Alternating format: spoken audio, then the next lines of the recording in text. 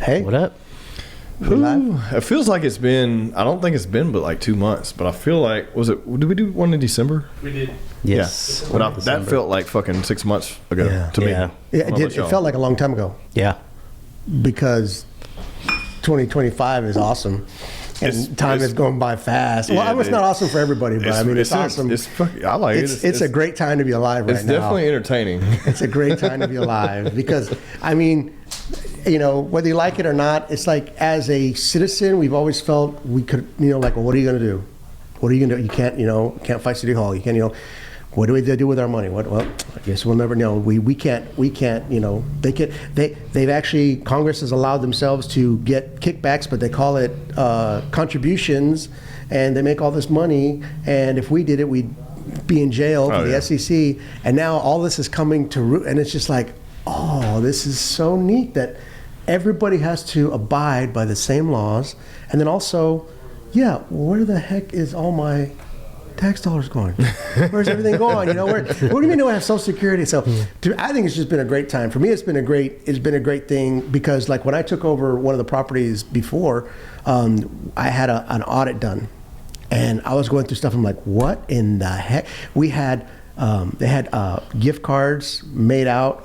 They would like pocket the money and then issue like a false gift card, or they would issue out like $100 gift cards, but not put it in the books. They put it in as $50, so they keep 50. So it's like, there's a lot of little things that when you have either like a legislative audit or a forensic audit or that type of thing, it's always like, trying to. Well, figure it's always out. something like that too, and it's like it always becomes more and more and more until someone gets fucking caught every time. Yeah. But what's crazy is a lot of times when that happens is people are gone. Yeah. So all you can say is, okay, well, this is what happened to it. Yeah. This is where it's at. This is what's going on with it, and Who knows how long that shit's been going on? How often you audit your books? Ooh, I'll leave that stuff to Sam, dude. I don't know. I do mine every single day. Really? Yeah. I'm fucking obsessed with it. Like I tell my wife, like I'm obsessed with beating the spreadsheet. That's my job. Yeah. I'm like, she's like, you don't look like you're doing shit. I'm like, I'm beating the spreadsheet right now. But the rest of me, I'm doing something. What's crazy is, all right, let's start first, and then we'll talk. Let's go. All right, so what do we got? So look, you guys were pretty influential in all of these picks this week. So I'm just going to let Jose start what he brought, and then also I got another one he requested. Yep. So what is that one? This one is called Lágrimas. I honestly don't know much about it. Again, another Cuban pick. So I always go to his. I'm kind of to the point where I kind of trust that, Grant's trying, at least for this area, he's trying to bring in the best possible tequilas that he can. So I go to the no additive section, and I trust that if it's there, there's a reason he brought it in, Yeah. So we'll start with this one. Cool. I'm pretty excited. And also shout out to Grant. Yeah. Because I had sent him a text message about a specific one I was looking for. It's the Laco.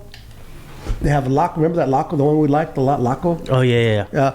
They actually have a like 100 proof version of it. Oh, wow. And I asked him, can you get this? He's like, no, I haven't been able to get that. So I started saying, well, there's a couple of different ones I want to try. So I asked him about the Fortaleza because. Does this one have an explanation on it or anything? No. Okay. Not really. It just says Rancho Unico. Doesn't say herbs and spices or pepper or peach or anything like Sorry, that. I didn't mean to cut you off. Go ahead. No. So the Fortaleza, which has been my favorite so far, that and the Los Abuelos that you brought. And me, I'm big on Añejo. And that besides this one, besides Tears of Yolanda, this is the one I've been wanting to try. Yeah. Could never I'm pretty find it. excited about Couldn't it. find it in Yeah. Dallas. And he sent me a text message and says, I've got it if you want it. I said, yes. Dude, they are the brand right now, I feel. Like It came out of nowhere, and I felt like we started, like you were the first one to mention it. Yeah. And that was the bottle from Mexico. Yeah. And then we kind of just ran. It's been in every one. Oh, it's fucking good, dude. Oh, that one is good. God, it's good. Hot on the back, sweet on the front. Yeah, I got the sweet. It's hot on the back, man. Like, Dude, that's good. Oh, that's nice. That's is full. it spicy on like a spice? There might be like some type of citrus, like a. Maybe that's what it is. Yeah. Some kind of acid type. Yeah. And for the reposado, it's really light. I really wish I'd have took some acid reflux medicine for this. I did not make my checklist today. God damn it. This is good. It's got a nice It's got a nice flavor. Very green. Yeah. Very planty. And I do like when I can taste the agave, and it's not just alcohol, or smoky alcohol. Yeah, I like that one. That's good. I can get with that, dude. Well, how's your Oh wait, let me finish my story. Oh, go ahead. Okay, it's about accounting. Yeah. Okay, because I knew crap about accounting. I was not a good student. I had learning disability. I could only, if I focused on something, I could learn it. But if you could play a song for me one time, I could play it on drums. If you try to teach me something about history or something like that, I've got to go. My brain has to go back and find, mnemonics and things to make it work. So I was never really a good student, and I was horrible at accounting. Thank God I married a woman who was incredible at accounting. Like, one of the reasons I married her is because she's so good at accounting. I never even balanced the checkbook. It's like, okay, I know I got this money. I know I spent that much money. So this is how much money I should have, right? And so I think the first time my checkbook got balanced, she did it. And I'd had it for like 3 years or something. But when I took over the courses, I was like, I was going to try to make it a really, especially since I had to go every month to Baton Rouge and speak before the board, I became really good at profit and loss, balance sheets, and I basically got the accounting for dummies. And then there was a lot of good resources for club management on accounting practices. And so I bought the program. And so I learned about it. And then not only that, I taught all my staff, all my managers, like my superintendent. He's like, why do I need to know this? I said, because one day you're not going to work here anymore. Yeah. And if you can go, the next place you go, if you can tell them, yeah, I can read a balance sheet. Here, let me look at it. Boom, boom. It's been like, that is going to be something in your thing. Because the bottom line, it matters to, when you're a manager, the bottom line matters. So I thought, teach what you can to the people at Chef, because not only will they be better employees, not only will they be able to do it, but when the time comes for them to say, I'm going to move on, they've got another feather in their cap. And I learned so much by doing it, to the point where, I mean, even, I think Cheryl was surprised at one point, like how well I knew it. And so I could look, when I went back to work with them, I was looking at the balance sheets, I was looking at the profit and losses, and I was like, okay, well, you're doing this here, and you're doing that, and you're doing that here. And that I find fascinating, just like you do with that, like numbers. I find that fascinating. Yeah, I'm obsessed with it, I guess because it's my livelihood. Yeah. But like every single day, I probably spend an hour reconciling expenses and looking at who owes what money, what's been paid, what's going where, and making sure that I stay ahead. And I think that's extremely important. Like, technically, I'm in the startup phase, I guess, if you consider that. Yeah. I've swapped. I'm still in the same industry, but now with my own business. But I think it's extremely important. Most people don't do that. They're just trying to survive. Right. I feel like you spend that extra time to look at every single day. Okay, well, I need X amount. My goal now is to build capital. Like, we got through the first year. We technically were profitable. I didn't take any profits. But now my goal is to make capital and establish some capital for the business. That way, I don't have to sit here and chase people for a check every month. Hey, blowing these people up, calling them. Of course, you're always going to do that, but I want to be able to have enough capital that I can hire someone to do that. Right. I'm not the one that has to worry about that. I can just make sure, okay, I'll review this once a week instead of every fucking day. So that's where I'm at right now. So I think this year will be, kind of based on growing capital and getting something where we're sustainable. That way I know, okay, well, the business can run.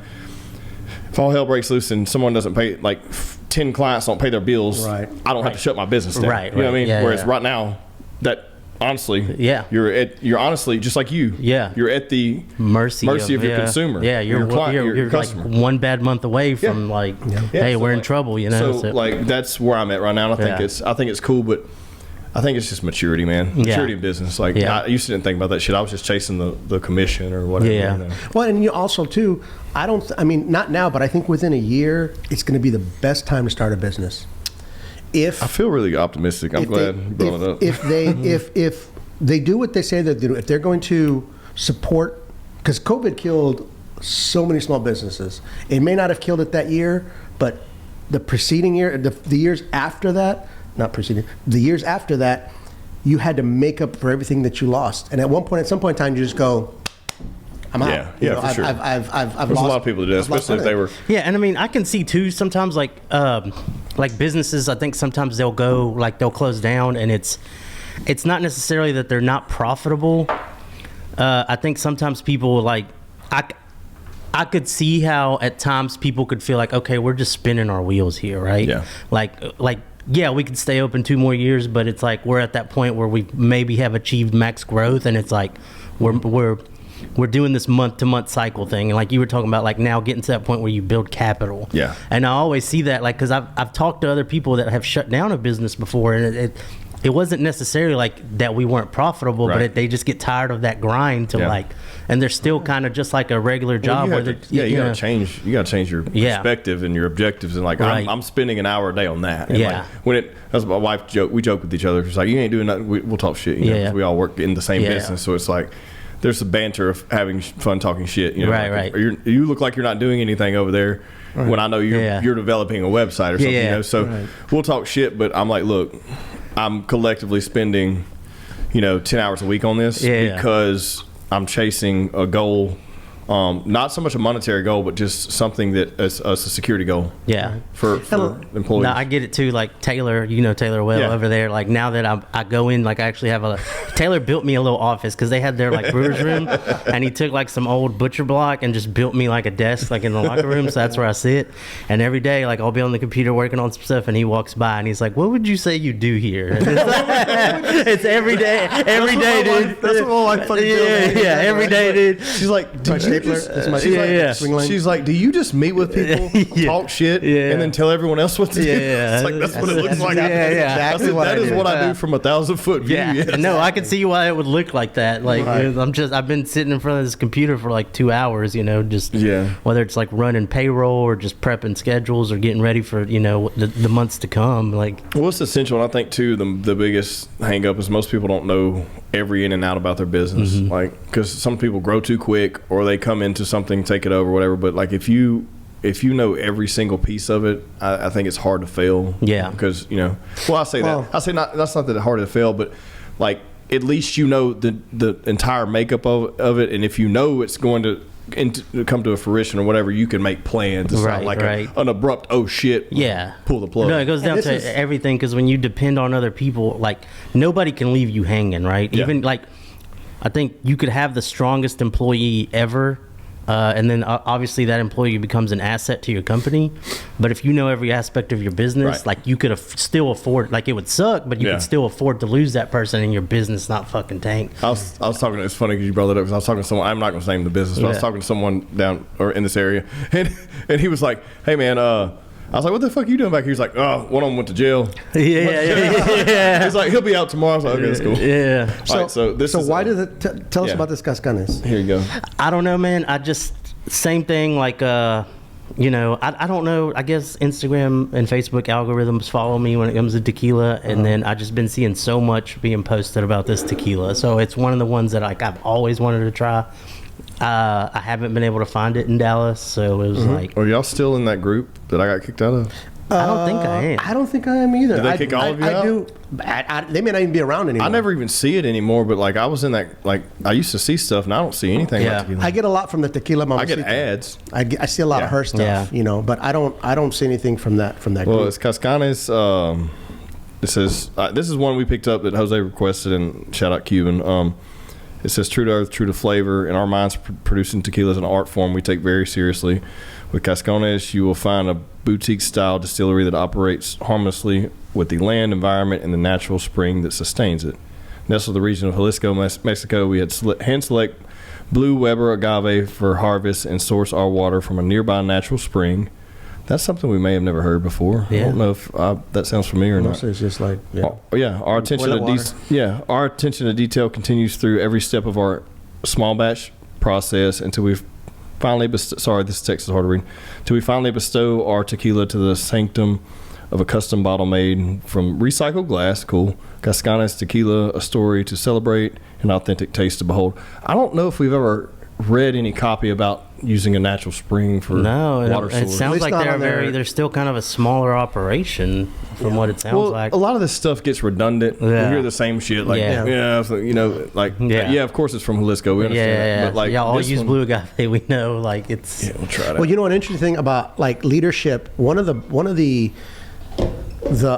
most interesting, or something that stuck with me about a leader, came from a movie, and it was a movie called Galaxy Quest, and it's got Tim Allen.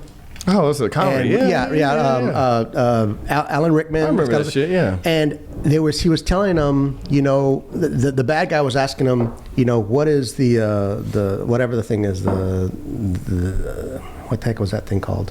The Omega 15, something like that. He says, I don't know. And he said, are you trying to tell me that the commander does not know every weld and every bolt in his ship? And I thought, that phrase stuck with me. Yeah. The commander, like you said, you know everything that goes on in your business because it's your business. Mm-hmm. And so it's like, you know what, that's true. And you know every weld, you know every bolt, you know all the operations of your business, because that's your ship. Yeah. That's what protects you. That's what protects your crew. And you know everything that's wrong with it, and you know everything that needs repair, and you know everything that's working. Who would have thought that you would have took something from that? I take crazy shit from everywhere, man. Cheers. Cheers. I got like a little bit of a fuel. Like rubbery almost or something? Yeah, almost like a fuel or a... It's not great. Sorry. It's not great. There's something... It's okay. The taste is better than the smell. Better on the end. Yeah, the taste is so much better than the smell. I got like a sweet at the end. It's better at the end. It's bitter at first. Yeah, but it's got a sweet... Well, as soon as I taste it, I was like, ugh, and then But you wonder if it's that spring water. Might be. Could be. Yeah, no, what spring it's coming from. Yeah. There's a soccer stadium up the hill that flushes Where's their that toilets. flowing down to? Flushes their toilets. That's where it I don't ends know about up. that shit, dude. Yeah, you're right. They're Think burning about Mexico tires. water. They're burning tires. Hey, we use Mexico water. Yeah, we use Mexico water. Chorro. The taste is tremendously better than the smell. I will Yes. say. And it's a very mild taste, too. Like this, bam. The second I hit it, it hit me. Yeah.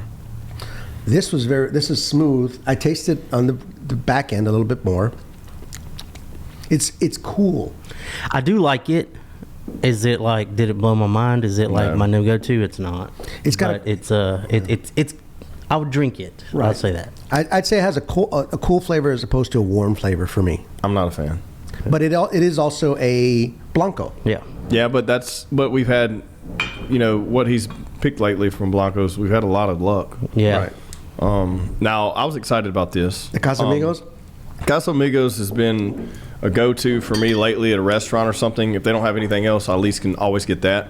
And it's typically a really good tequila, especially if you're mixing with like a Blanco or even a Reposado. So I was excited about it. I love those Cristalinos. Yeah. We haven't had any in a while. But remember, my favorite añejo that I've had that wasn't extra añejo was the Casamigos añejo. And if I'm out somewhere and, they have that, they have the Casamigos añejo, I drink it. Like when I come over here, we do something, and you've got some in there. Yeah. That's what it is. That and what is the other one? You've got a bottle. Termano. No. Centenario? Centenario. Oh, yeah. Always have that. I like Centenario. Always I have really, that. really like that one. That's a good one. Always have that. And are you still working on the other one? How does the Centenario that you buy at Sam's taste compared to the ones that like you drank when you were growing up? Different, but I think it's like it's still great to me, and plus there's like an emotional attachment to it, I guess. But I think it's just like anything, man. Like I remember, when I was younger and I first got tequila, Centenario was what Fortaleza is now. You know what I'm saying? Like it was that, like, they're not making a lot of it, and it was cool to get a bottle.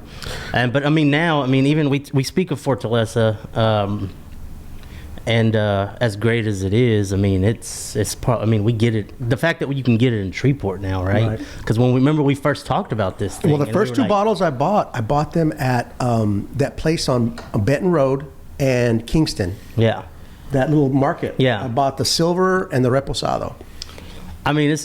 It's a thing to say too. I guess if we have any like out of town listeners, I mean, once something hits Bossier Shreveport, I mean, it's been, Yeah. you know. Yeah, most of the time it's been, but again, shout out to somebody like Grant who's Yeah. doesn't just have a store but has a passion for bringing in things that you just can't. Because somebody be like, you know what, I can get this at it's any at typical Sam. I yeah, can get this, so any typical liquor store. you know, That's damn good. It's good. very caramelly. Yep. Yeah, every time. There's some sweetness to it. I mean, dude, I say this, I'm going to do this every podcast. I want to research more about Cristalino. I say that every time, don't I? Every well, time. I told you what that guy told me. It's like they run it through like 70 times, Right, or something right. like that, But the actual watching, seeing the process Yeah. of it, and which and is how they cool. I determine. just want to know, like, do y'all, like, know if it extracts Text flavor? Josh Warren. We need a fact check, please, sir. Yeah.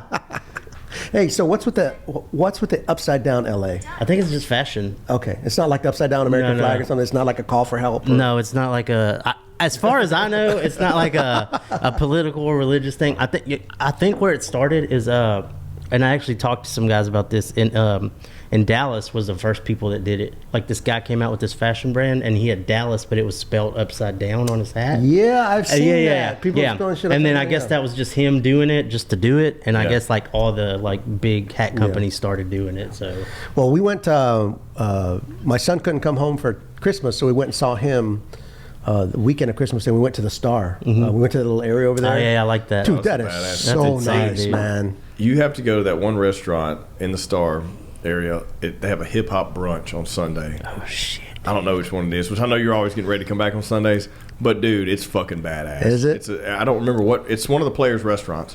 One of the ex-players. But dude, they have a fucking hip hop brunch, and like the first day we went in there, I was with Thomas Adams and them from some of the OGs from Minden. We were over there, That's and good. I like that. they had like a Pedialyte shot and shit for Really? hangovers. Yeah, But yeah. They had like badass chicken and waffle spreads. So and- was it like on either side of that little turf, or was it across the street? No, so yeah, it was on the turf side, like where there's multiple restaurants and there's Right, like a patio yeah, right like there, two right? floors and stuff like that. Yeah, but it was yeah. ground level, I believe. Dude, that's been fucking 5 or 6 years ago. Frisco's doing some Oh, it's things popping out off. there. Love Frisco. yeah. Well, we went and got my wife. Oh no, dude, it wasn't that dire. But I Yeah. really just wanted to do it on Siri. It was funny. I did it on Siri. So we really just Jose has a lot of questions about Cristalino. Does the filtration process in a Cristalino affect flavor at all? How much? But anyways, back to the Frisco thing. Yeah. We were gonna go have dinner, and so Cheryl loves fish and chips. She can't ever really find it Like anywhere. legit. Like legit Yeah, fish legit and fish chips. and chips, yeah. So I go, I was like, okay, where's the best fish and chips in Dallas? It turns out there's this one place right across from the Star. So we went there, and she said it was magnificent. Nice. And I'm like, I don't like fish and chips, so I just had like a hot chicken or something like Yeah. that. But she's like, why did you? I said, because you never get fish and chips. So let's Yeah, have dude. some fish and And chips. if you have a good fish and chips, it's pretty Dude, hard to yeah. beat, man. That shit's I mean, good, the dude. closest thing I've had of that in probably 10 years is Long John Silver's or something. Well, I wish I Yeah. liked fish. I really wish I liked fish because there's so many different flavors of it. There's so many different. Mexican, like, Bro, again, like, when I travel was the growing world up, and when I like- was growing up, I ate fish all the time: bass, catfish, all Yeah. kinds of things. When I moved to Italy, the salinity in the water Oh, in the yeah. Mediterranean is strong. So the first time I had Yeah, I've fish, heard, yeah. it was like, oh, So you just can't do it anymore. yeah. because So all of of a sudden, my taste buds for fish were just like, no. What are we looking like? It's a long paragraph, but you're gonna have to read it. All right, so who's reading it? You want me to? Or you got it, Jose? Go ahead. So I'm just going to read the bottom part where it says the filtration aims to bring some of the bright flavors associated with the tequila to the forefront, as these notes get subdued by the aging process. Ah. Yeah, So they're revitalizing the anejo. yeah. Charcoal real. Yeah. Oh, so it says a tequila. So basically, what they're trying to create is a tequila that retains the complexity of an aged liquor and the fruitiness of a blanco. Yeah. So it's the best of both worlds. But do they usually use a añejo? Yes. Yeah. They usually Yeah, not a sometimes- reposado, Yeah, but because an you can't añejo. Well, this one said reposado right here. Look, Is it reposado? It's a clase reposado. Oh, okay, so they took a reposado and did it. No shit. I've Yeah, never seen them wow. do that. I was Yeah. always an anejo. Well, then we've had that. Well, the first one I brought you, remember the first time we had our first tequila talk, I brought you, which was considered the top Cristalino. We Yes. had no idea what the heck Cristalino Yeah. was. Yeah. We just knew that it was clear. We just knew It was great. It was like, well, I was like, what the fuck? This don't taste like tequila. Yeah, and I'm sure these companies, like you're not seeing any of the smaller smell. guys do Cristalinos. You're seeing the big guys do Cristalinos. Yeah, I mean, there's going to be probably a significant cost difference. Yeah, and I bet they have it dialed in to where It's very fucking good. Because I mean, we could run one of really good. we could run one of those tequilas through some type of filtration process, and I bet it tastes like shit. I'm sure it does. I'm sure it does. Yeah, so for them to have that balance of it, I mean, No, I think I'm excited. But what's wild is like, do they run it? I know it's through charcoal, but could you imagine if there was like volcanic rock, or in that area, because there was there's been volcanic activity, and so they had there's been multiple of those where they say that. So like, they run it through specific. Yeah.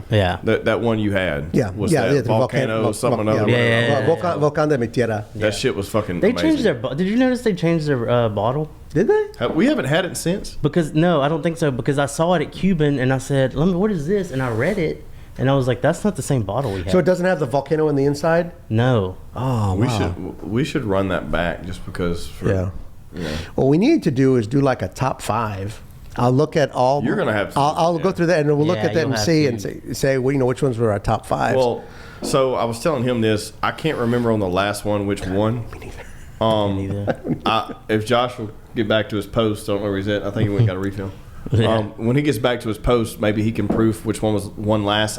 Did you take the one that won home last? Or I was don't it think one so. that I had? I think it was one that y'all had. Okay, if it was one that I had, then we're going to run it back at the end of this one comparatively to the one that won last time. You know what I'm saying? right, because I don't remember.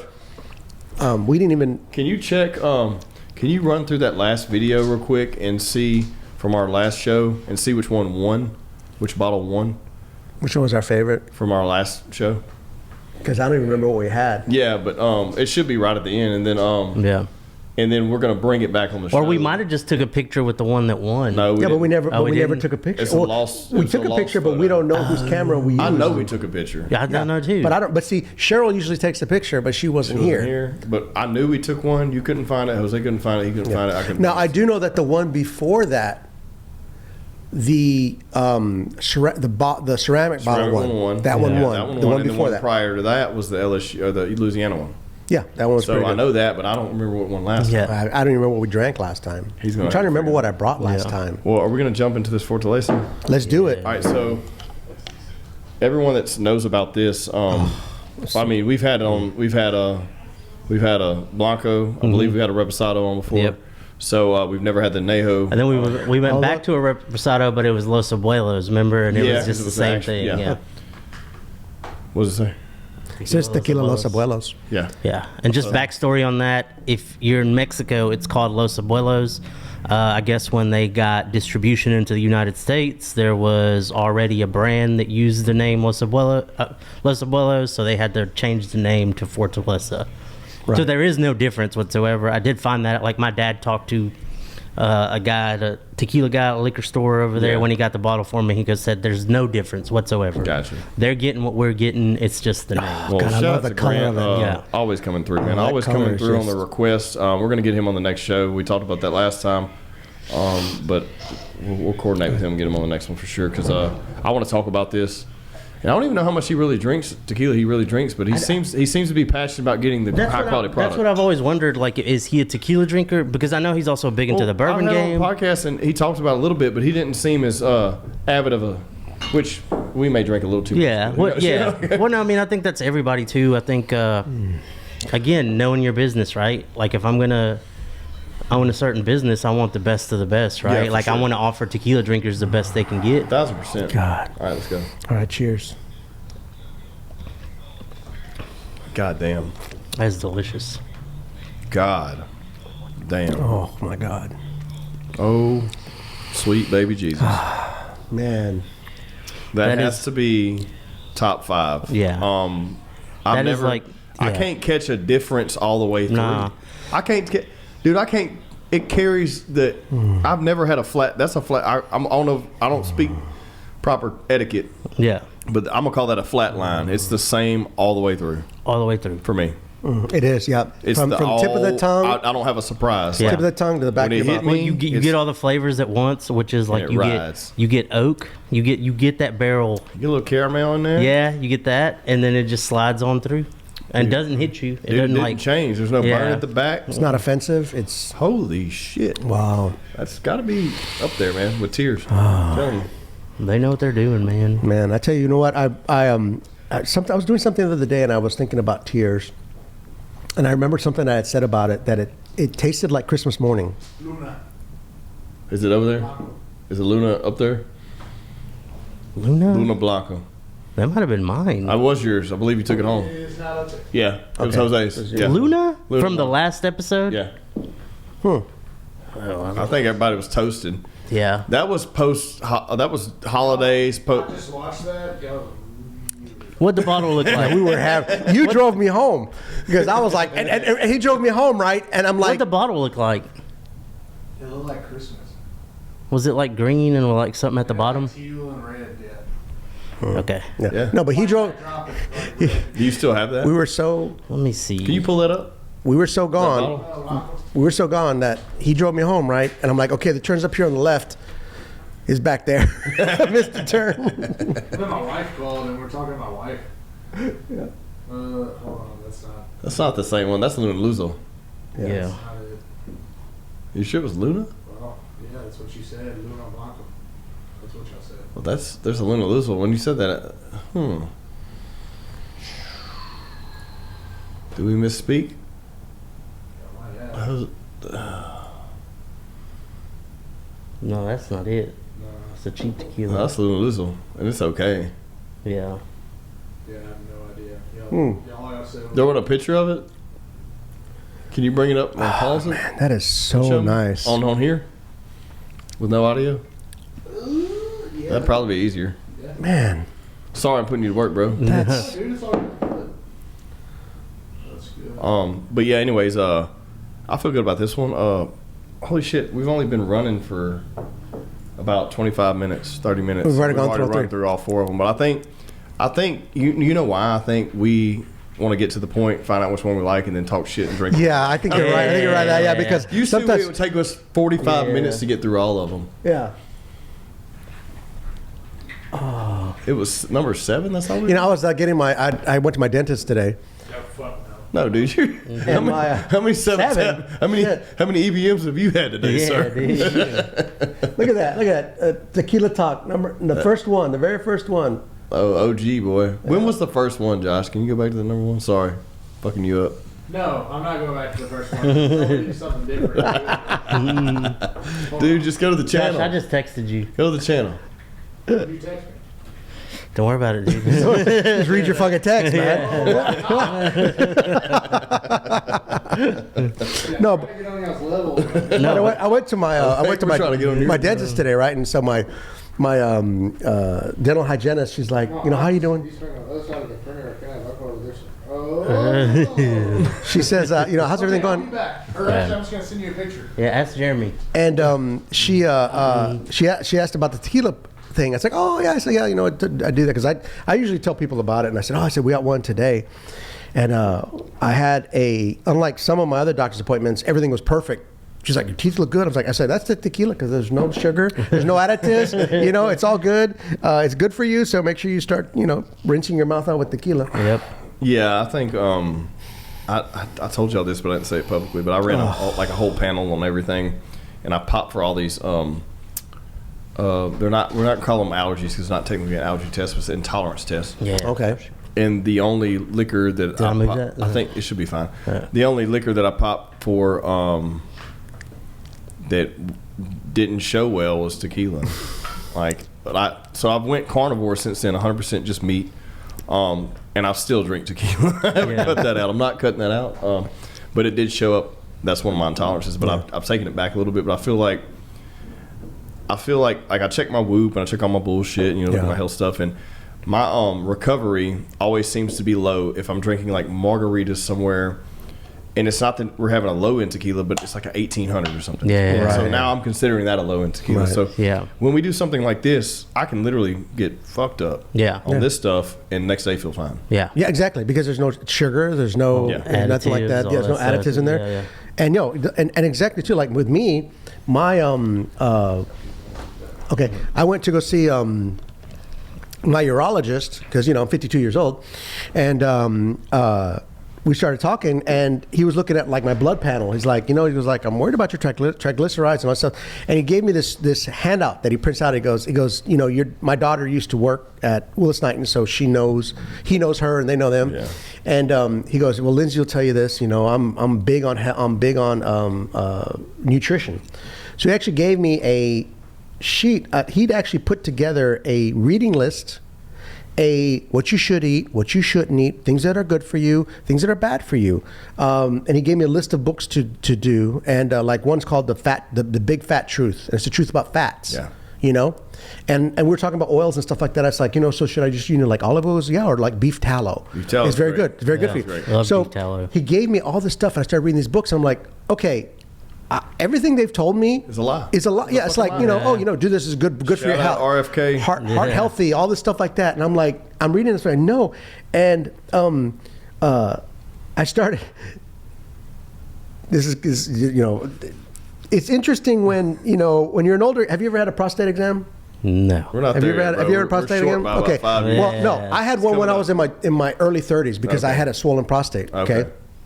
And if I was a comedian, I'd blow this shit up. But anyways, I went there because I was having my PSA numbers were high, and any man listening to this, if you're 40 years or older, when you get your blood work, get a PSA done, because it's a prostate.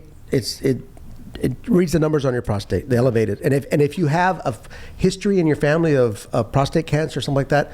If you're going to get cancer, it's the best one to get because it's very treatable, especially if it's early. Okay, so and forgive me if somebody died from prostate cancer and they didn't find it, but so anyway, so I go there and we're looking at all this stuff and he gives me the readout, but then he's like, and I'm like, okay, we're cool. It's like, okay, now we're gonna do a prostate exam. I'm like, fuck, shit. So, but I was prepared for it. But what's funny is like, it's very interesting when your doctor knows people that and he carries on a conversation with you while he's giving you your exam. It's like, I'm like, oh yeah, he goes, yeah, I've been friends with them forever. Yeah. They're really great people. Yeah. But what was even crazier is like, he's got this window, right? And there was no blinds. And I'm like, Yeah. please tell me that window, because it's on the two-way first, or it's on the ground floor. Please tell me it's at least, it's got tint or something like that. Because if not, everybody's getting a show. But what he told me was, when you eat these types of foods, so I've started doing that, and my blood pressure was high. Oh, really? Like how high? What are we talking? Like it was like I'd say one of the 150s over 100. It's pretty high. The 100 Yeah. plus. So my doctor's like, well, let's do this, and I'm not for the longest time I was the kind of person who says I'm going to do it on my own. I don't need medicine. But when I started looking at my family history, and everybody says, oh, you're your own person. Nope. Yes, you are, but you are predisposed genetically to have certain traits. Well, that's why when I did this panel, it doesn't matter about even though I have so much Indian in me, I can't hardly eat any vegetable. Like I'm looking at all this readouts and all these allergens and all these intolerances, and I pop red when I say red. Like there's a high intolerance, a mid range, and there's a low. And I pop red on so many vegetables and so many fruits. And I've cut a lot, and I've been like mostly carnivore and a little bit of fruit. But then I'm looking at all these fruits I'm popping hot for. I'm like, when I say hot, like shouldn't be eating them. Right. So I said, fuck it. I'm going back 100% carnivore. And what I'm very tolerable is beef and chicken. Turkey, pork, no, not supposed to have it. Really? What based on the panel. Damn, dude. Right. Turkey, not supposed to have it. Seafood is selectable. So I've been eating a fuck ton of beef, chicken, and shrimp. And how That's all are you I'm feeling? eating. How's Feels your fucking amazing. Yeah. Yeah. Feel amazing. Better? Recovery's better. And you got yourself a sauna too. Yeah, sauna. But it's been it's so cold. It's outside, sitting there by everything else in the patio. So only like today when it's 19 degrees, I can't get it warm, but it'd take like 2 hours. Right. So I'm using that. Well, that's very good for high blood pressure. Yep, it works. Hypertension. It helps for your cardiovascular So system. here's my routine.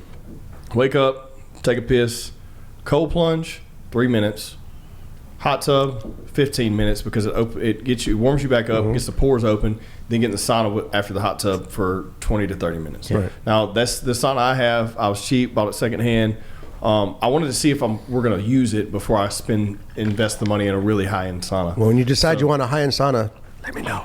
I'll buy your other one. I will. What's great, so it gets up to 151 degrees. I haven't even gotten that hot yet, but we're going at like 130 degrees for 30 minutes, which you can call me a pussy, whatever, but I'm inching into this just like I did the cold plunge. Yeah, you have to because your body cannot. You'll pass out. Yeah. So, so I'm in there 30 minutes, 135 degrees. And that process seems to be working. Now, I'll tell you, I did like the process of cold plunge to warm back up to just, and a lot of times I would just cold plunge to go about my day if it was warm enough outside. But during the winter, it's like a cold plunge, warm back up, and then get it. I like that a little better from a jump start perspective than the sauna, because the sauna, it seems to relax me a little bit. Like at first, my heart rate will get up and everything, but when I get out of it, it feels like I did a workout. Right. So then I'm like a post-workout recovery, and then I'm going about my day. Yeah. So I will say that I have more energy if I get up out of bed, piss, cold plunge, and then go. Right. So we'll see, but I feel good about it, and I don't know, like all the inflammation issues from every single person is different. That's why someone can't say this is healthy and this is unhealthy. Well, I will say this. So this is again, I have no research to back this up, but all I have is 13 years that I worked in healthcare. Yeah. And I will say this, that there is one thing I feel that people cannot escape. That doesn't mean that like this is like a death sentence or whatever it is. It does mean, but like, I think people could do a lot by being knowledgeable of their family history, because it's real. Like I have seen it where like people, oh, my father had this, you're there. And honestly, that's one of the things that like helped me to like, all right, I got to start doing better, because on my mom's side, my grandmother was a diabetic.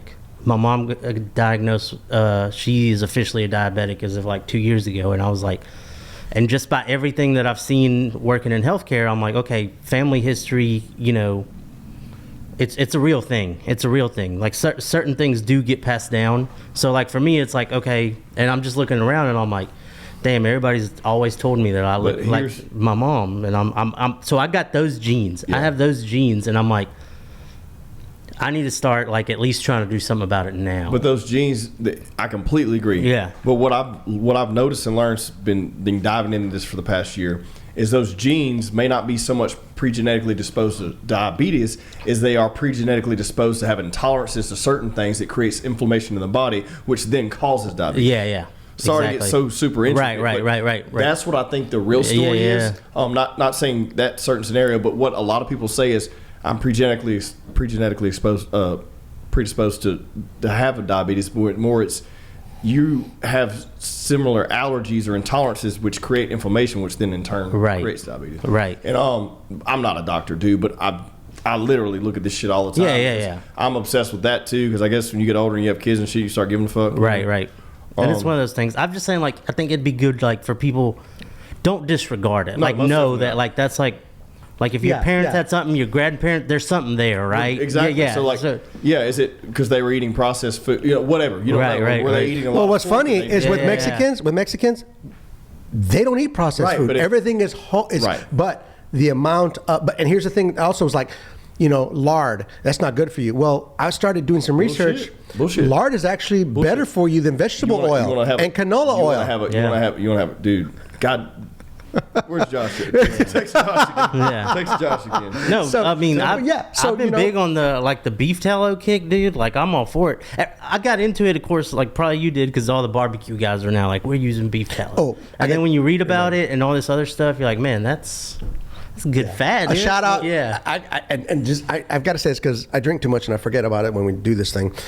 I've seen Dwayne a couple times.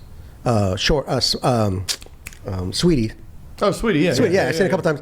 I've gone to his place because I actually... you actually went and ate? I've actually gone and eat. I've gone there eating a couple times, right? Yeah. Because I have to go to Natchitoches now with the job that I have now. I travel.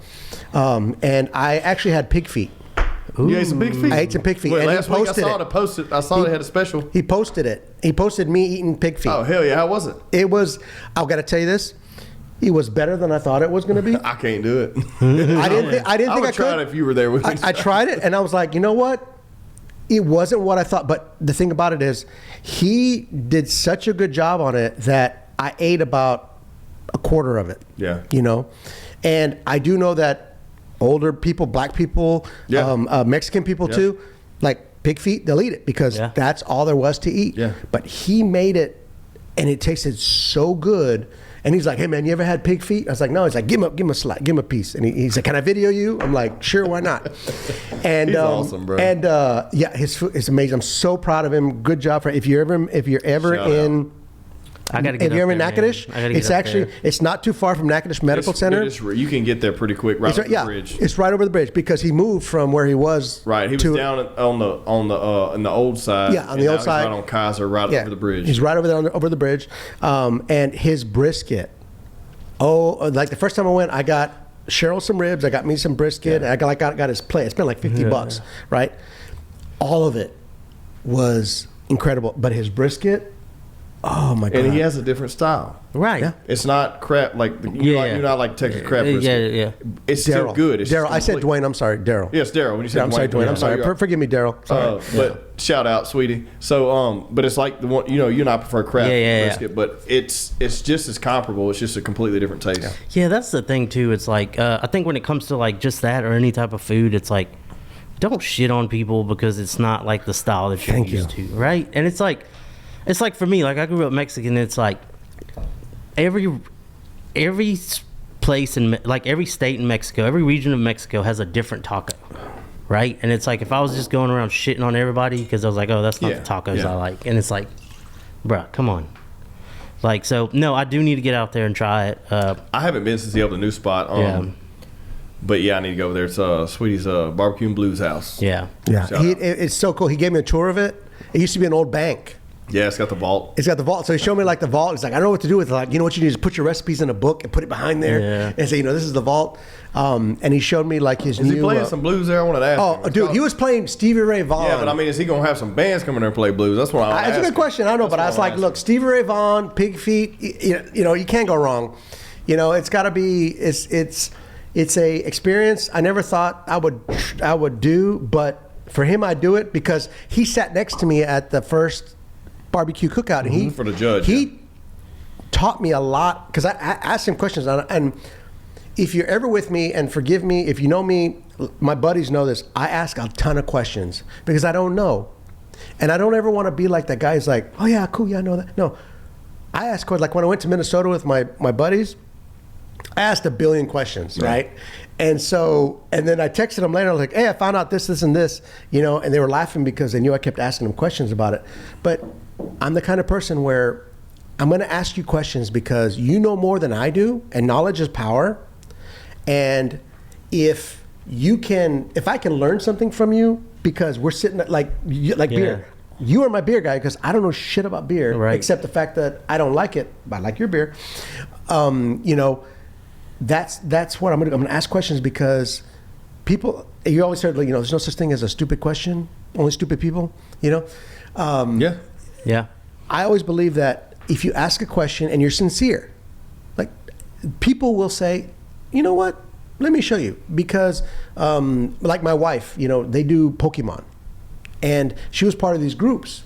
And there's one group where somebody would ask a question because they were brand new, and people would shit on them. Oh, they do that shit in the barbecue group. Yeah. They do that shit in the carnivore groups. Yeah. But the group that was like women only, they were kind and sincere. Yeah. And they said, oh, well, here's what you do. Yeah. There might have been a post about it last week, but this person hasn't gone through and looked at They it. don't have as much ego as us. Exactly. Yeah. Exactly. A lot of it is That's ego. very fragile. I think when you're sharing information, you should share your information and your knowledge and like what you like, but leaving people the openness to interpret what they like also, right? Like, because who am I? Give your opinion. Yeah. Like let's use that brisket competition. Like I know what I was looking for, right? Correct. I knew what I was looking for, right?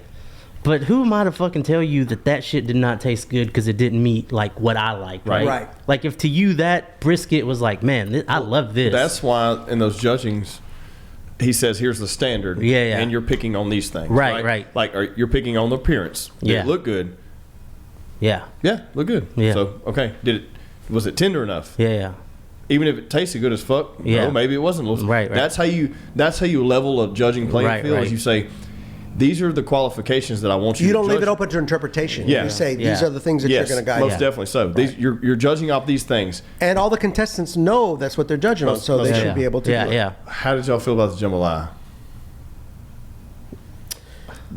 You know what? judging What's of funny? What's funny is, one of You my be honest, I don't give a second shit. my second favorite one had seafood in it, Yeah. and I don't like seafood, Yeah. but I could taste it afterwards. It was like, it's a little shrimpy, got a little bit of a shrimpy kind of flavor, but again, it was a situation where I learned something I didn't know about, like jambalaya. What it is, one of them looked like fried rice. Mm-hmm. One of them looked like somebody, stuck it in a fire. And it was darker than me, and I was like, "Damn," But I was able to. A lot of them were very similar to me. A lot of them were very similar, but I was able to pull out little different nuances in each one of the things. But that goes down to the eye test of certain things, I think, because I'll say this: I won't mention the judge that was next to me, but I mean I can. It's just Colby, right? And so like.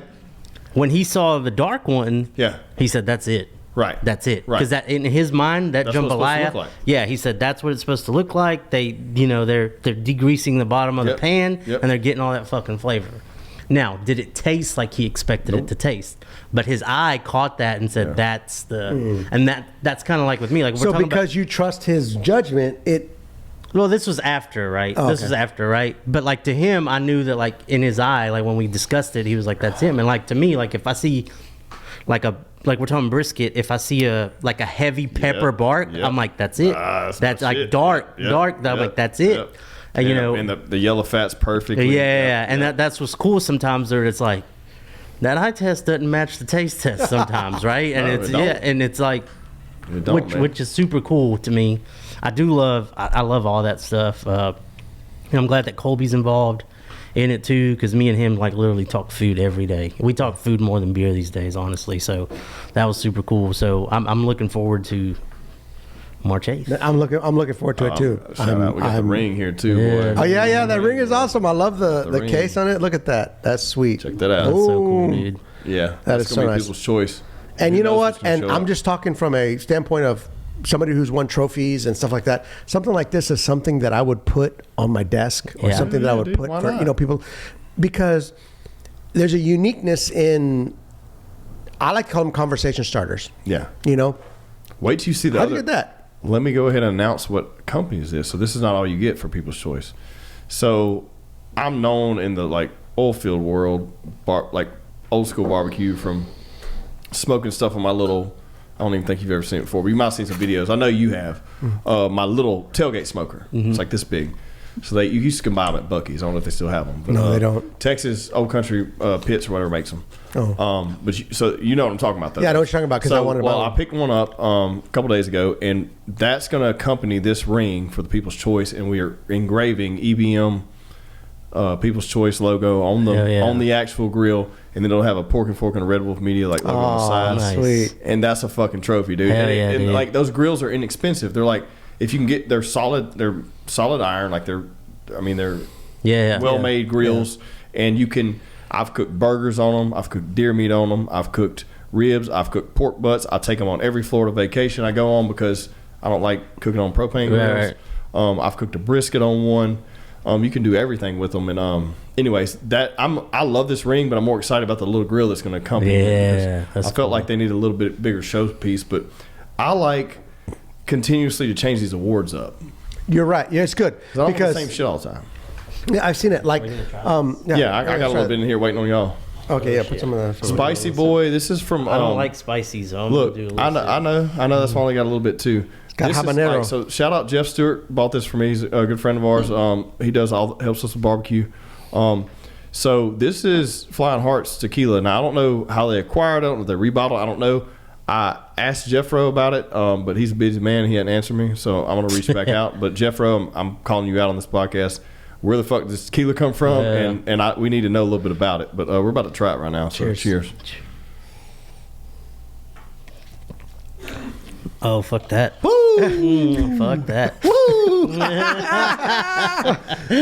You don't. I'm good. I don't need to try. I love it. I love it, boy. That'd be great, like spicy margarita. I will say it's not. Woo! I'm not a. Woo, sweet baby Jesus. I know this is wild coming from a Mexican guy, but I'm just not a spicy guy. You don't like And you know what? spicy? I would. You know what? I would put this in. I would put this in a Tabasco thing But I will and say put it on that- tacos. Dude, I'll put this. I think I just in a margarita, spicy margarita. Yeah, I think I just got a little gunshot at first, but I will say like it's not lingering spice. No, it's not lingering. Yeah, It's it's just not on like the front. oh shit, I'm fucked up. But It's on the front. it's good. I don't taste any tequila At all. At all. Period. Nothing. Good. Hey, that's good. That's Probably good for black. good for them. I Yeah. have no tequila. All I have is there is just hot. Dump in here. I'll drink it. Oh, you don't need I'll enough. You have finish another it. glass? I'll finish it. Okay. It's tequila. I'm gonna finish it. Hey, look, man. I don't know. I just. No, I know y'all white I boys. got a over second here glass. with some spices, bro. I got you, man. Dude, me and spices are. You know what's funny is I was going through. I have a new job now. Yeah. Okay, I have a new company I work for, and I have the ability to work out of my house. So I set up in my studio. I set up my own office, and I have a lot of extra time now. Okay, and so I'm the kind of person that says, "What am I going to do with my time?" At the end of the day, do I look back at my day and go, "Was I productive?" When I look at my long-term goals, my short-term goals and long-term goals, did I do something that actually helped me move forward towards those goals? One of the things is in my studio, I collect a ton of shit. It's mostly like stuff from my past, growing up, learning things, and I had a what's that noise coming from? Downstairs. downstairs. Oh, downstairs. Okay. I was giving Josh some direction. Oh, okay. Like you already So, got. but anyway, I've gone through a lot of old pictures and stuff like that because I'm like, you know what? When I die, whoever has to go through all my shit, Yeah. I don't want them to have to go through and go, was this important to me or to them? Obviously it was only important to me because I kept it. So I go through all my stuff and I go, okay, I don't need this. I don't look at that. So I look at old pictures and look at old things and I go,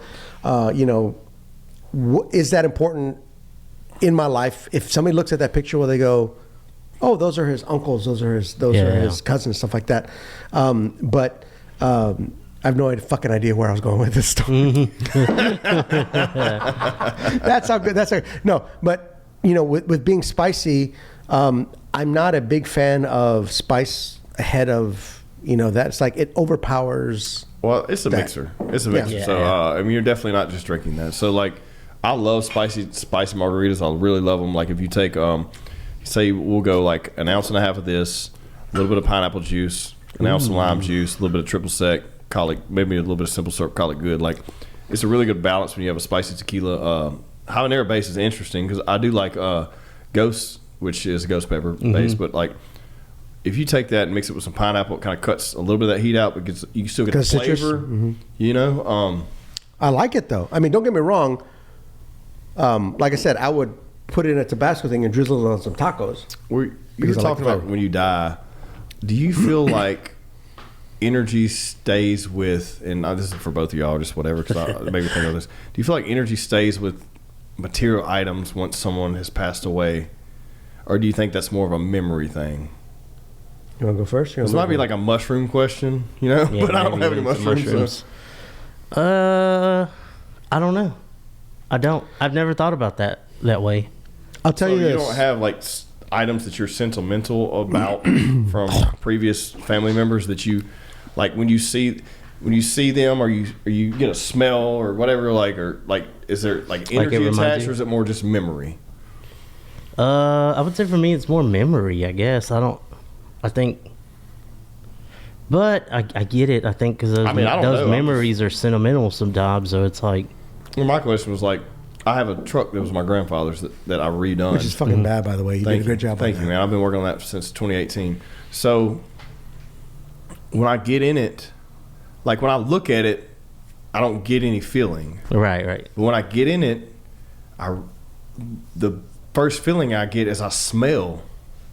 There's a lingering, even though I've redone everything, there's still a lingering smell in there, and it's a scent that was always associated with him. Not a bad scent, but like Yeah. he always worked the sawmill. Like there's just a scent. Right. Like, I feel like we all have scent, right? Yeah. Like Scent is some type one of the scent. best. It's my favorite. And so it's there, and it gets me every time. But I don't know if it's an energy thing more than it's just an access to a sense that then associates to a memory. Am I getting way too deep here? No, it's true. But Because I'm- like when I smell burning trash, I think about two things. I think remember you about telling us that. yeah. I think about when I lived in Italy because they burned a lot of trash, and I always think about my grandmother's house because they didn't have anybody come pick up the trash. They had to burn it. But also, what's funny is when I moved to Italy. Do you remember the intro to the Golden Girls? Yeah. That song. What was the song? I don't It's remember. Thank You for Being a Friend. Oh, yeah. There's a part in there where there's a plane flying, and that you can see the contrails from it because it's so high up. Every time when I lived in Italy, where I lived, people were flying from Greece or people were flying from Egypt. And they were flying, so they were high enough that you had contrails. And every time I looked up, I'd hear that song because I remembered that little thing. Yeah. But also, I would smell the burning trash. And say, like, my wife and most of my children know that when I smell burning trash, it's a very comforting thing That's to a me. very interesting thing. Yeah. It's very comforting to me. Yeah. Hey, dude, no, yeah. But does I mean, one lead to the other though? Like, are they correlated? that's the question. Like, that's the Yeah. question, right? Is there energy, like, because some people say, like, I don't know what was in this building before. I don't think energy transfers. I know because Right. I'm gonna say why. Because, like, when my mom passed away, she died suddenly. I went and I visited my dad. I looked through all of her stuff. I took what I thought I wanted to see. When she was cremated and all that stuff happened, she had books and stuff like that. Actually, one of the books that she has, I recommended to her, and I told my dad, I want that book. You know, it's a book I'd like. However, I took she liked to, she had one of those adult coloring books. And so she, did beautiful work. She was a beautiful artist. But as much as I looked at it, I didn't see my mom. There was no energy. Gotcha. Her energy wasn't in that. Her energy was in dreams I had after she passed away. Well, let me ask you this. What about recipes passed down? If they were passed down, they weren't written down. Right. They were just like, okay, here's what you do. Right. You do this What and I'm you do saying, that. when you make Yeah. something, what do you feel? That's very interesting because I asked my dad. I said, because I wanted to make some tamales. Like, Was your dad Hispanic or your mother? both of them. Both of them. They're both. They were Okay, both. Yeah, okay, they're both okay, Hispanic. gotcha. And I asked my dad. I said, hey, does anybody have grandma's tamale recipe? Because I had two grandmothers, right? And my dad's mom cherished tamales. My mom's mom made tamales for holidays, and it was so funny because I remember one time we had to go to this one place called Roberto's, and it was a Mexican restaurant, and they made masa. It's not in there. It's not Oh, in it's there. not? Nope. Oh, okay. Oh, it must be something else. then. So they made masa, right? You have to have masa harina Yeah. to make tamales. Well, my grandmother sent my mom and my aunt and my sister. Well, she sent my mom and my aunt to go to Roberto's and get tamales, and they gave them like a 15 pound bag of masa harina, which was already mixed, and it's basically like flour. So Okay. the masa, okay, yeah. The masa was like, Yeah. so what I did is I stuck it under my shirt. I was in the car, I stuck it under my shirt, and I was like doing like this. I was just like going, panza, I was making, because it looked like fat. If I stuck it under my thing, it was like fat. Well, it broke. The bag broke. And my mom and my Aunt Bernie were like, oh, ándale pues, cabrón. Your grandma's going to be mad at you. That's what you get. Dios castiga, cabrón. Dios castiga. God's punishing you for what you did, right? And I'm like, so we got home and my grandma's like, you got the masa? And my mom's like, yes, pero Ben, and he did this, he did all this. And Bernie said, yeah, mira, cabrón, mira. And my grandma's like, estás bien, it's okay, mijo did it. And my mom and my grandma looked at me, my mom and my aunt looked at me like, you motherfucker. That's what it, that's And I that was grandma like, energy there. Grandma, It's like dude. grandma energy. Exactly. Fucking I was grandma, like, bro. hey, my different. grandmother didn't care that I did. Oh, hey, mijo, it's okay. I was her mi rey. I was her first grandson, and Yeah. I love that woman. I have pictures of her in my studio. She was a wonderful woman, but when I made the tamale, so I asked my dad, it's like, hey, it's like, do you have a tamale recipe? Because although my grandma Cano made really good tamales, my grandma Chavarria, that was her life. It's like, I loved her tamales because they were like this. Yeah. They weren't these little, tamales like that. They weren't. They were like this. And so I asked my dad. I was like, "Hey," I said, does anybody have grandma's tamale recipe?" He goes, "I don't think so." So he sent me a picture later from one of my aunts, which was the back of a fucking masa harina box. So this is how you make tamales. I was like, seriously? Nobody took the time to take the to recipe. learn how to make grandma's tamales. You can't, dude. You can't. I'm gonna tell you this. My mom makes the best fucking flour tortillas there is. And Dude, why haven't we had any yet? Why don't you I'll bring say some? this. Dude, But next, no, look, can you yeah, bring some yeah, next yeah, time? yeah. And, then we'll make barbecue. We'll eat yeah. it. And I've always wanted to be like I've always wanted to like make those. And so it's literally, I know the ingredients. It's the flour. She uses lard, water, salt, and baking soda. That's it. That's it. That's it. That's how you make a flour tortilla. Big brown patches. Yeah, and I cannot fucking do it for the life of me. But the problem is that she doesn't like, and I think that's She doesn't measure this. shit out. Yeah, and yeah. all This that. is this transcends culture, right? Yeah. Where it's like nobody who you talk to that does something great, they don't fucking tell you like, oh, you need a cup of this, cup of that. It's like, oh, we got to add a little more water, and it's like, how do you know that? Right. Yeah, like or like, do I write it down? Just And know, it's bro. like, and if I were to do that exact same fucking thing, Can't do it. Right. regardless of what it is, it's not gonna happen. Well, I've been making filet mignon steaks for my wife for 10, 15 years. I've gotten to a point where I know exactly how to cook it because I know how she likes it. Right. I know. Okay. Well, and every steak is different. Every cut of meat is different. Right. So I adjust based on that. And if you ask me, how do you cook a filet mignon that's this thick, well done, but tender? I couldn't tell you. Yeah. I'd have to say, you know what? Give me the steak, and I'll show you how I do it. Because if you ask me how, I have no idea. That's how I'm with barbecue, dude. Yeah. I can literally. I never would have thought I'd say this, but I can look at something and tell you what temperature it is. Yeah. I swear to fucking God. I cook so many fucking pork butts and Yeah. briskets. Like, dude, I can open my grill. Don't make a shit which one it is. If it's the big water smoker or it's the offset, I can open it and say it's about 135 to 140.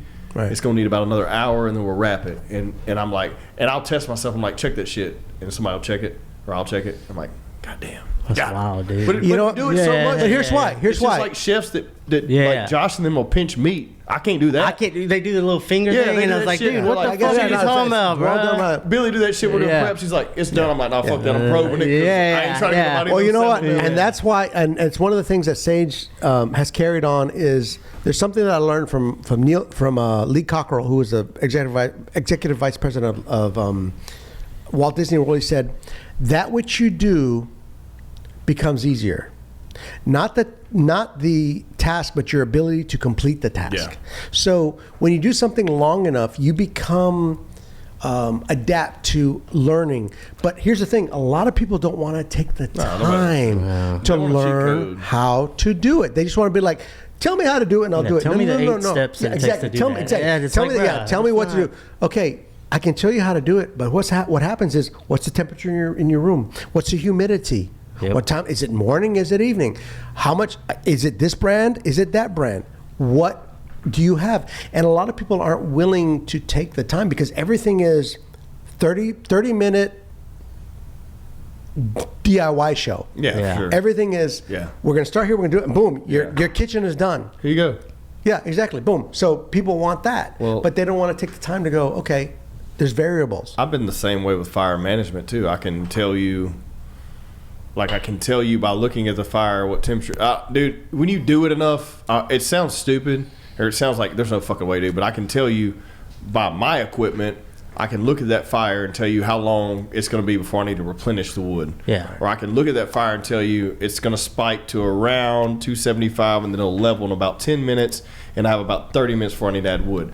That's from 100 fucking nights of being up till 3 a.m. That in is the such an goddamn art morning. too, dude. That is one how- art. Wait, Andrew, quick, me it's and the Andrew thing- Kasky talk about this. He Yeah, knows this yeah, shit no, too. and it's like that's one art. that I've told Leanne, I was like, look, when we get to our forever home, if I make it this long, because, you know, sometimes now we talk about, you're getting older, you talk about, like, I don't know when the fuck the Fuck day you, is. man. But I was like, Get if we older. ever get on a forever home, I'm buying a huge fucking pit, and I'm just going to sit out there, and I'm going to drink beer, and I'm finally going to be that guy that, like, smokes meat the way that it should be fucking smoked. And I'm going to learn about managing fires and all that man. stuff. It's a lot, And dude, but But a lot of it's like this. yeah. And if you can't see me, I'm Yeah. one eye open and it's 3 a.m. and I'm Yeah. like, fuck. Right, but here's the thing. It's I such an remember when you only had one location, and you went over there on a Saturday Yeah. with you trolled it behind, Yeah. and you sold pulled pork tacos. Yeah. I remember that, and I helped you. Yeah. and I loved it. It was like I remember it too, One of the man. best things. You had the best pulled pork in the world, and people don't understand. All people see is like, oh well, he's here now. He's got white privilege, or this happened. No, they don't see. And again, it's like They a didn't duck. see me when I was at Bonnie and Clyde trade days. Exactly.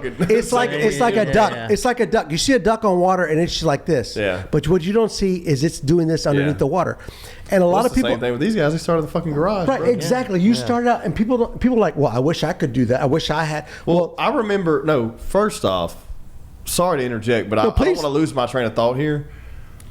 How many shows did I say just fucking do it? I'm not saying you didn't do it for me, but I'm just Yeah. saying like I'm so fucking proud of you. Yeah. I'm so fucking proud of you, dude. Yeah. Because we've been talking about it since the fruition of this. Yeah. That dude, like, just fucking go for No, it. and it's that same thing, dude. You talk about it like people are like, "Oh, it must be nice, dude. No, fuck You're your them. They own don't fucking know. boss." And They it's don't like, bruh, I was working like, dude, I was doing 50 fucking hours in a hospital and running a business every night, like spending time away from And my having to kids, my explain to your family. wife You know what why I'm saying? you were- Like, yeah, there exactly. dude, that. And a new kid. Yeah, I would say that's the thing too. Is like people now are like, I'm to the point where it was just like it became not a money issue anymore. It became like, dude, I hadn't seen my kid in 2 days and I can't fucking. You don't give a fuck about money no more. Whenever you enjoy what you do. Yeah, dude, and it's just one of those I don't things know. where it's How like, you feel about that? When you get older, you care more about health insurance Yeah. than you do about Yeah. you care more about the amount of coverage that you have than you do about anything else. Because I'm going to tell you this: when you get older, you say, I'm okay with if something happens to me and something like that. But when you have grandchildren, Yeah. and you go, I want to stay around. Yeah. I want to be there for them. I want to be, I want to see them graduate from high school. I want to see them graduate from college. There was this old man that lived across the street from me at my house. I loved him to death because he would always watch me work on my house. And he'd go, "What are you doing this day? What are you doing today? What are you doing?" And he was like, he had the most infectious laugh I've ever heard. He was like, ha, ha, ha, ha. He was just this guy that was just amazing. Well, at one point in time, his wife developed dementia.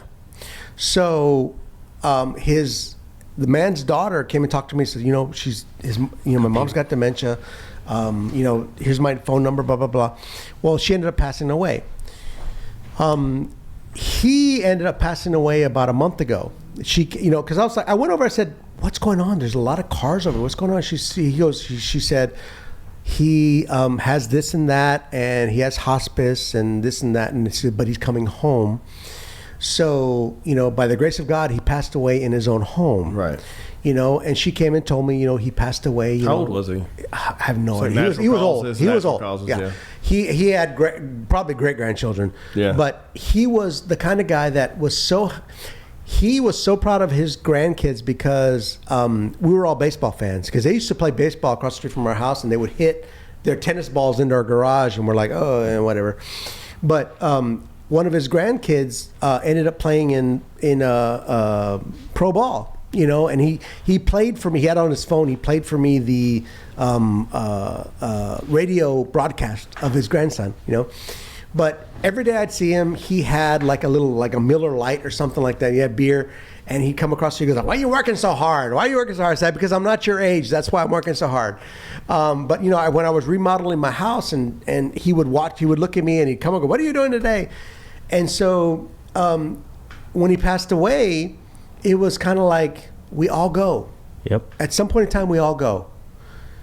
did we leave a good enough memory? Because I think about myself too, like one day I'll die. Yeah. And I'm gonna tell you this, the number one reason I do this podcast is that one day I'm gonna be dead, and my grandchildren will listen to me. Yeah. They'll hear my voice, and they'll listen to what Pop thought. What did Pop believe in?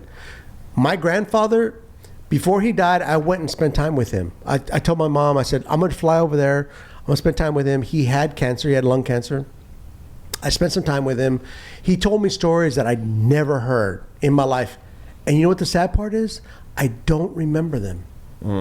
I don't remember what the stories. I remember I laughed. I remember I had a good time. But I don't remember what the stories were. Yeah. And so I think to myself, when my youngest grandchild, who is almost 2 years old, in 10 years, 15 years, 20, when I'm dead, if Spotify, YouTube is still around, which it probably will be, he can go back and look at his grandfather and go, oh my God, Papa was either an asshole or Papa was hilarious. Yeah. And you know what? And I remember Papa because every time I saw him, the only thing he wanted to do was grab me, hug me, and kiss me and tell me how much he loved me. That's why I do this, because we all leave a mark. We all leave a mark in the world. Did I leave a mark because I wrote him a little letter that he found? Or did I leave a mark because I became part of this? Yeah. And anytime he wants to, he can go, he can see Papa's voice. He can listen to me. He can hear me. I think about that stuff, and then I think about a lot of people are talking about leaving legacy, and then I hear Mike Tyson in an interview with a kid. Did you see that interview? And I was like, it's kind of fucking true. Can you pull that up? I didn't see that. You're in here. What happened? No, pull it up. Pull it up. We're about to watch it. Yeah. We're not. The audio won't go through. So Are you don't going worry to about get it. tagged? No, the audio won't come through. You But flag you'll it? be able to hear it. Basic. I'm not even going to repeat it. I'm just going to let you hear it real quick. It's very short. Okay. But it's very true. I see validity in this too. For this fight, you are setting You have to bleep this out. opportunity for kids my age to see the legend Mike Tyson in the ring for the first time. So after such a successful career, what type of legacy would you like to leave behind when it's all said and done? Well, I don't know. I don't believe in the word legacy. I just think that's another word for ego. Legacy doesn't mean nothing. That's just some word everybody grabbed onto. Someone said that word and everyone grabbed on the word, so now it's used every 5 seconds. It means absolutely nothing to me. I'm just passing through. I'm going to die, and it's going to be over. Who cares about legacy after that? What a big ego. So I'm going to die. I want people to think that I'm this, I'm great. No, we're nothing. We're dead. We're dust. We're absolutely nothing. Our legacy is nothing. Well, thank you so much. Okay. Look, there's some. Okay. Look, No. I have to say this before because it's very important, because I was the last one to speak, so I'm going to say this again. Your legacy is the memory that you leave behind. Yeah. He has left behind a legacy that can never be That is true. squashed. Yeah. It can never be overrun. Nobody can ever say, you can never say, like even Tom Segura says, you can go to Namibia and say Mike Tyson, and they'll be like, Mike Tyson. Yeah. He is the type of person that when you see him, he has left, he might not have been trying to leave a legacy, Right. but his actions and what he did have created and it have actually changed the way the world operates, the way the boxing world operates, the way promotion, the way the economics of a fight happen. He has left so much, like Michael Jordan. Yeah. You know, But he didn't mean to leave it, but he did. Right. And I see that. But what were you going to say? Well, I was just saying, like, I think I agree yet disagree, and it's just like, I think it's prioritizing like who you leave that legacy towards, right? Because we're not all Mike Tyson, we're not all Michael Jordan, we're not all Michael Jackson. People that you and that's where I'm headed with this. Is when I decided a couple months back to like quit my job, I was sitting there one night, I was fucking exhausted. You know, you got the stresses of running a business, you got the stresses of a job, you got the stresses of being a family man. I literally sat there and, like, I'm not trying to sound like prophetic or anything crazy about nothing, but Tequila, Fortaleza, Añejo is amazing. Yes. But what I'm saying is, I sat there and I asked myself, I said, am I the best businessman that I could possibly fucking be? And I said, no, I'm not. Yeah. I could do more. Am I the best dad and husband that I could possibly fucking be? No, I'm not. I could do more. Am I the best? Tequila when you thought about these things? Sort of. Yeah, Cool, yeah. Cool. I like this. No, Cool. so then I said, am I the best fucking employee that I could possibly fucking be? And I said, if I'm not, I'm pretty damn close. So when you put it all into perspective and you say, that's what I'm the best at. Oh. That's what I'm the fucking best at. Like your I'm priority. not the best dad and husband. I'm not the best person businessman making money to for the somebody thing else. that I care about the most. But I am as close as y'all have to a fucking this place has to an asset. Like, bruh, it's time to prioritize life a little different. I like and that. at that point, like money's like, what is it? What is, you know, if like, Exactly. you know, like, okay, we took a pay cut, right? And now I do what I want. I go home on Monday nights and I see my kid. Like like Monday nights is like we go out to dinner, me and the family. I didn't get that luxury before because Monday nights were like I have to leave work, I have to do payroll, I have to do schedules, I have to do this. Now I do all that shit during the day, and Monday night, me and the kids and the wife go to dinner. So Yeah. that's what I'm saying. Well, Like, and then, I think remember how many conversations we Yeah. had where it was like, well, I don't want to forego existing lifestyles and all that. Yeah. All that shit's out the window. Right. When you have time. right. And when do you prioritize everybody else's life ahead of yours? You know? Yeah, I mean, that's Because I've the done that thing. before. I've been like everybody else's life, everybody else's family, everybody else's paycheck, everybody else's thing was more important to me Yeah. that I made sure that they got paid than it was that the woman that who said, I'm going to be with you for the rest of my life because I love you. She was not as important to me. The children were not as important to me as the people who I felt I was responsible for. Yeah. You know? And so and there comes a point in time where you go, it's not a legacy, but what am I leaving behind? Well, Yeah. this is how I think about that.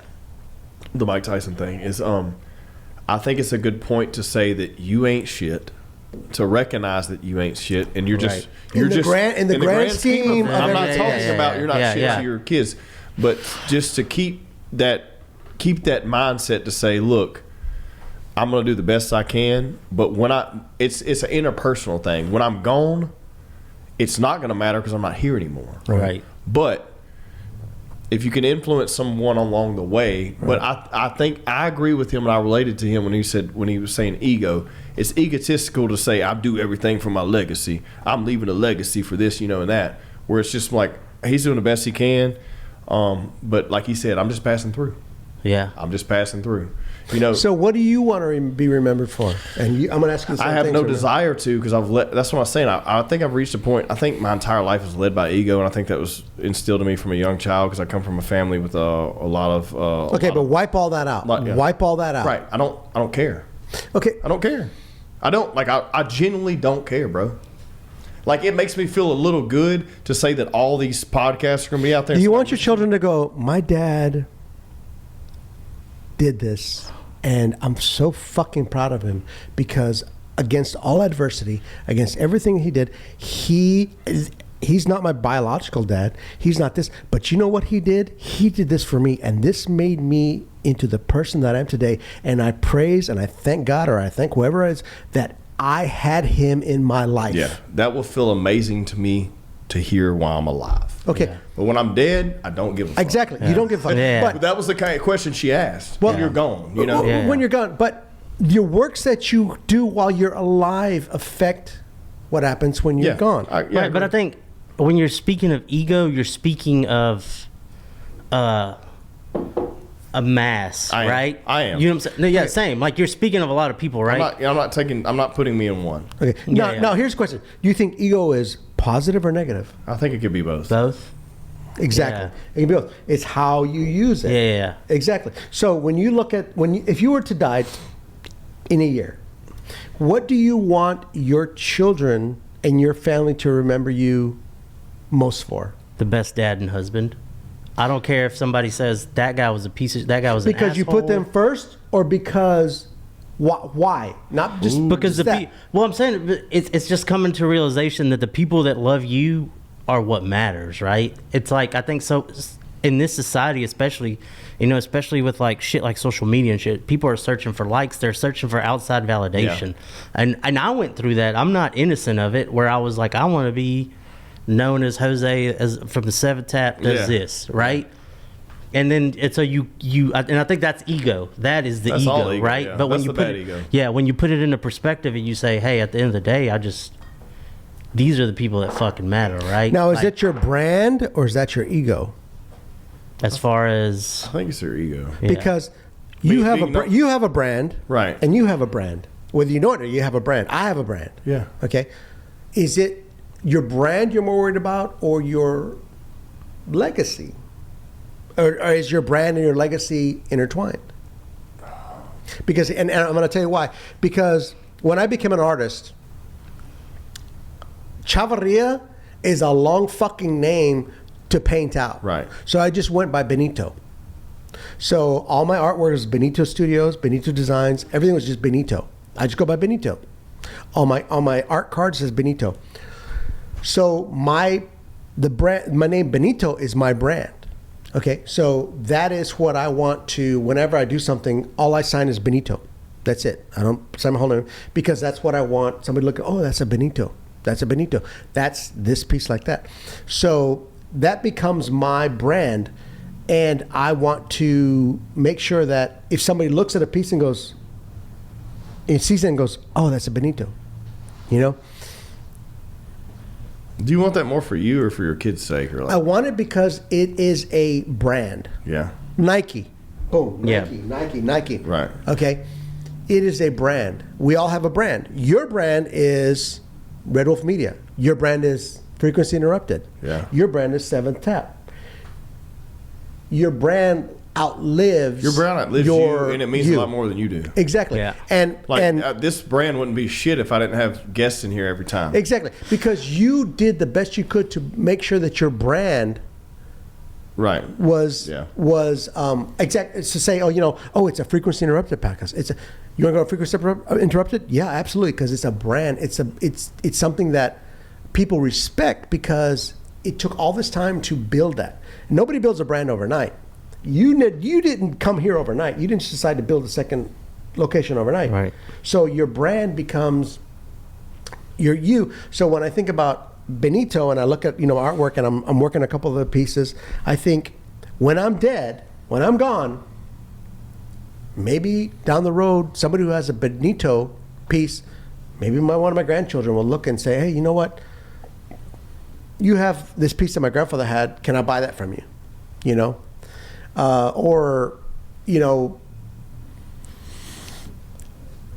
Paintings, art, and that might have been one of the things. The reason I did art because, the main reason I did art was because I wanted art and I couldn't afford it, so I decided to do it on my own. But when you look at legacy, and forgive me for saying legacy, but when you look it's at fine. when you look at something that outlives you, okay. What outlives you? Do your lessons outlive you? Maybe to your kids or to your grandkids. Do your pictures and videos outlive you? Maybe not. But when I put paint on canvas, unless the house burns or something like that, I will live on through what I did. Even if you die, Seventh Tap will still continue to go on. right. Okay? Even if something happens to you, your wife, your children will say, you know what? This was his, Pork and Fork was important to our dad, to our husband. We're going to continue his legacy. We're going to continue to do that. We're going to make it maybe better, if possible. So I think that doing something that outlives your life is worth doing. No, I agree. I agree. I thought that was a very interesting. No, take on it is, from a grand scheme. and I agree with what we're saying, and I agree with what you're saying. Like, legacy is important, but I think it's recognizing the people that matter, that legacy matters to. Yeah, Because the commonality and everything you mentioned right now was family, right? Yeah. Because I think I'm 100% certain right now that there's a bunch of people right now that think like we see Mike Tyson for what he is, right? Yeah. I'm like, dude, I love Mike Tyson. Yeah. There's a lot of people out there that probably think Mike Tyson's a fucking dickhead because they had an experience with him where he, like all those females he was married to, he's got a history, right? Definitely. So I think if you recognize your legacy as like I want my legacy to be important to those that matter to me. Yeah. Well, right? Like I want my child to recognize like my dad was awesome. Well, the commonality is like, Yeah. I don't give a shit about the podcast. I give a shit about all the people that was involved in the podcast. It's like, if you go like super nerdy, you say like, it's not Asgod's not a place, it's the people. Yeah. What? You running back with it? Woo! You ran it back? Oh, God, I ran it back. Yeah. It's not a place, it's the people. So like, 7 Tap wouldn't be shit if it wasn't for the people. But here's the thing. You don't understand. Frequency Weapon wouldn't be shit if You don't the guest understand. wasn't, you know. When you have a guest on, Yeah. to you, you tell us all about them. Okay, like I watch your podcast. I go, okay, what does this person do? And you pull out of them what they do. This person, I would never have known about. Like the guy who's got the 2 restaurants. 2 weeks ago, you had him. He's Blake? got an oyster bar. Yeah, Blake. Blake I listened to that. I really enjoyed that because he was very very entertaining. Yeah. He was very good. But when you introduce us to people, you actually become a outlet for us to know people that we never met. Yeah. Okay, and so when I watch your podcast stuff, I'm like, oh, you know what? I want to go to his restaurant. I want to go there. I want to patronize them because now I know about them. And when you think about like all the people all the comedians and all the celebrities and everything that you listen to, you think you know them. Why? Because they keep telling you. Yeah. But if you ever met them on the street, they'd be like, bro, Right. Right. you know, because you know them, they don't know you. Yeah. Okay. So the ability to have somebody say, this is me, this is who I am, to become exposed and say, you know, there was a time in my life when we couldn't, like Peanut, we were broke. Yeah. So it's like what we sell today Yeah. is the money we have. Yeah. When I hear stories like that, I respect Peanut in a way that I never would have had I never heard that story. Right. I would just would have Well, thought, eating there oh, means- wait, hey, he's got, got Yeah. some Well, restaurants. Eating there means something Yeah, more to you. exactly. I'm like, Having a beer at his restaurant means, Boom. or It his, means more his to me. brewery, excuse me, it means something more. yes. And at Daryl, having a sandwich at his shop Yeah. means more. Well, I just had John on because this will come on after that, Montelepre, and you know, he had Leon's Barbecue. He took it over from the predecessor, and he ran a barbecue restaurant for 30 years. Wow. That's why I think he's a great barbecue judge. Yeah. But he was telling me that he still has the original sauce recipe. I didn't know this. Dude. And the original pulled pork recipe that he's carried on. I didn't know this. I would love so to next try that Friday, sauce, dude. let's go. Next Yeah, Friday, yeah. lunch, if Yeah. you can. I told Yeah. him. I Text can't go me. this Friday. Text Let's me. go. Yeah. Go. If y'all are available. Like real That talk. Leon's barbecue Text me. sauce was Well, fucking. so he has it. Text me. And he kept it because he had Leon's Barbecue for 30 years. Yeah. And so he took the same sauce recipe and he still has a smoker behind Two Johns. I didn't know this. I just went there. Really? No. I just Yeah. went there and saw the menu and saw pulled pork. I was like, meh, you know. Yeah. But after we just had this conversation, now I want to go eat that. No, And I want to I taste- never went to Leon's, but one of my buddies is friends with his head chef over there. Josh, I think is his Josh, name. Yeah. Anyways, and then my buddy Mason used to work at Leon's, and he said that is the best fucking barbecue sauce you ever fucking But have. and that's what John said. But at the same time, he said you didn't even need the sauce. Yeah. He said my food I felt so comfortable about the meat we were putting out because it was consistent. That if you wanted the sauce, it's great. Yeah. He said me and my son are the only people that know the recipe. Yeah. They're alive. But now I want to go next week and have a pulled pork sandwich just because he's never had my barbecue. So like I definitely want to try to cook him some when he judges his next comp. Yeah. But like now I want to go have it, and I appreciate that. That created a whole new relationship where I'm not going to Two Johns for a steak anymore. I'm going to Two Johns to eat a pulled pork sandwich Yeah. because I want to get the connectivity from the 30 years of prior barbecue knowledge and Well, I have to tell you this. I've lived here almost 30 years. My relationship with you has exposed me to more of the chefs, bars, than I ever had on my own. And so when you bring somebody on and you go, oh, we do this and we do that, it makes me go, I want to try that. I want to do this. I want to do that. Yeah. And, and when in the past it's like, okay, well, we can go to Chili's or we can go to Applebee's or we can go to this, I never thought Cheryl and I actually ate one time. We went to Two John's one time, and we really enjoyed it. We really did. But and forgive my ego, but I make a better steak for my wife than anybody Right, I've for ever your wife. met. Yeah, yeah. Right, for your Exactly. wife. Because I know it's taken me 10 years to Right. know What how she she wants. likes it. Exactly. Yeah. So, but if I find a place that will make me something that I enjoy, I'm all for Well, it. that's what we had the conversation about, the cocktails and the food. Yeah. Consistency. If I go there and I enjoy it, next time I go, it's just going to be just as good as last time I went. Yeah. That's the biggest problem in restaurant and alcohol. Like, that's the biggest problem. Like, you have amazing cocktail down here, and then you come back and it's a different bartender and it tastes completely different. Right. Yep. Whereas there, you have mixologists, and you go there, and every single time it's the same fucking thing, exactly how you like it. And you go there, and if you like that steak, it's the same fucking steak or it's the same fucking whatever, you know? And I think that's extremely important in everything. I think it's Everything. important in the industry of service. I think it's important in the industry of like alcohol delivery, like Yeah. beer brewing, like, and I think it's important in what I do. Like, So did Because we, it's did we- also let me say it's also I think what people don't realize too is that like when people come into our industry, right? Like for you with your catering, for us at the brewery, any business down here, what people are purchasing isn't a tangible thing, right? So they leave there. They don't leave there with like. It's not like they bought a hat. It's not like they bought a Right, a they shirt. don't- They don't leave that. They don't leave with that. They It's a leave with consumable commodity. Yeah, yeah. They leave with an experience Yep. and a feeling of how it made them feel. Yep. Right. Right. And I try to translate that to my employees, and that's the hardest part sometimes. Is try to translate. It's like, hey, we're selling an experience. Like, Yeah. Why is you that know, hard? Is it because of their upbringing, or is it because when they worked at places, all they had to no, do? I can tell you what it is. It's because they don't have stake in the game. Yeah, they don't have stake in the game. It doesn't mean to them what it means to you, right? And you never And how do you that. make it? How do you make it? That's the hard, that's the name of the game, there, buddy. You know how I did it? Yeah. You know how I did it in the. I know I've talked about this before. I had a meeting with all my employees, and because I had done a survey, Yeah. and it was brutal. It's fucking brutal. Yeah. And I had everybody there, and I asked them, I said, whose fault is this? And everybody said, oh, this department. No, it's my fault. Why? Because I didn't train you. Yeah. So when you take every weld, every bolt in your ship, to say, okay, guess what? I'm going to take the time to train you to be this and this or that, because I'm going to make sure that every customer that comes to this door is treated like this.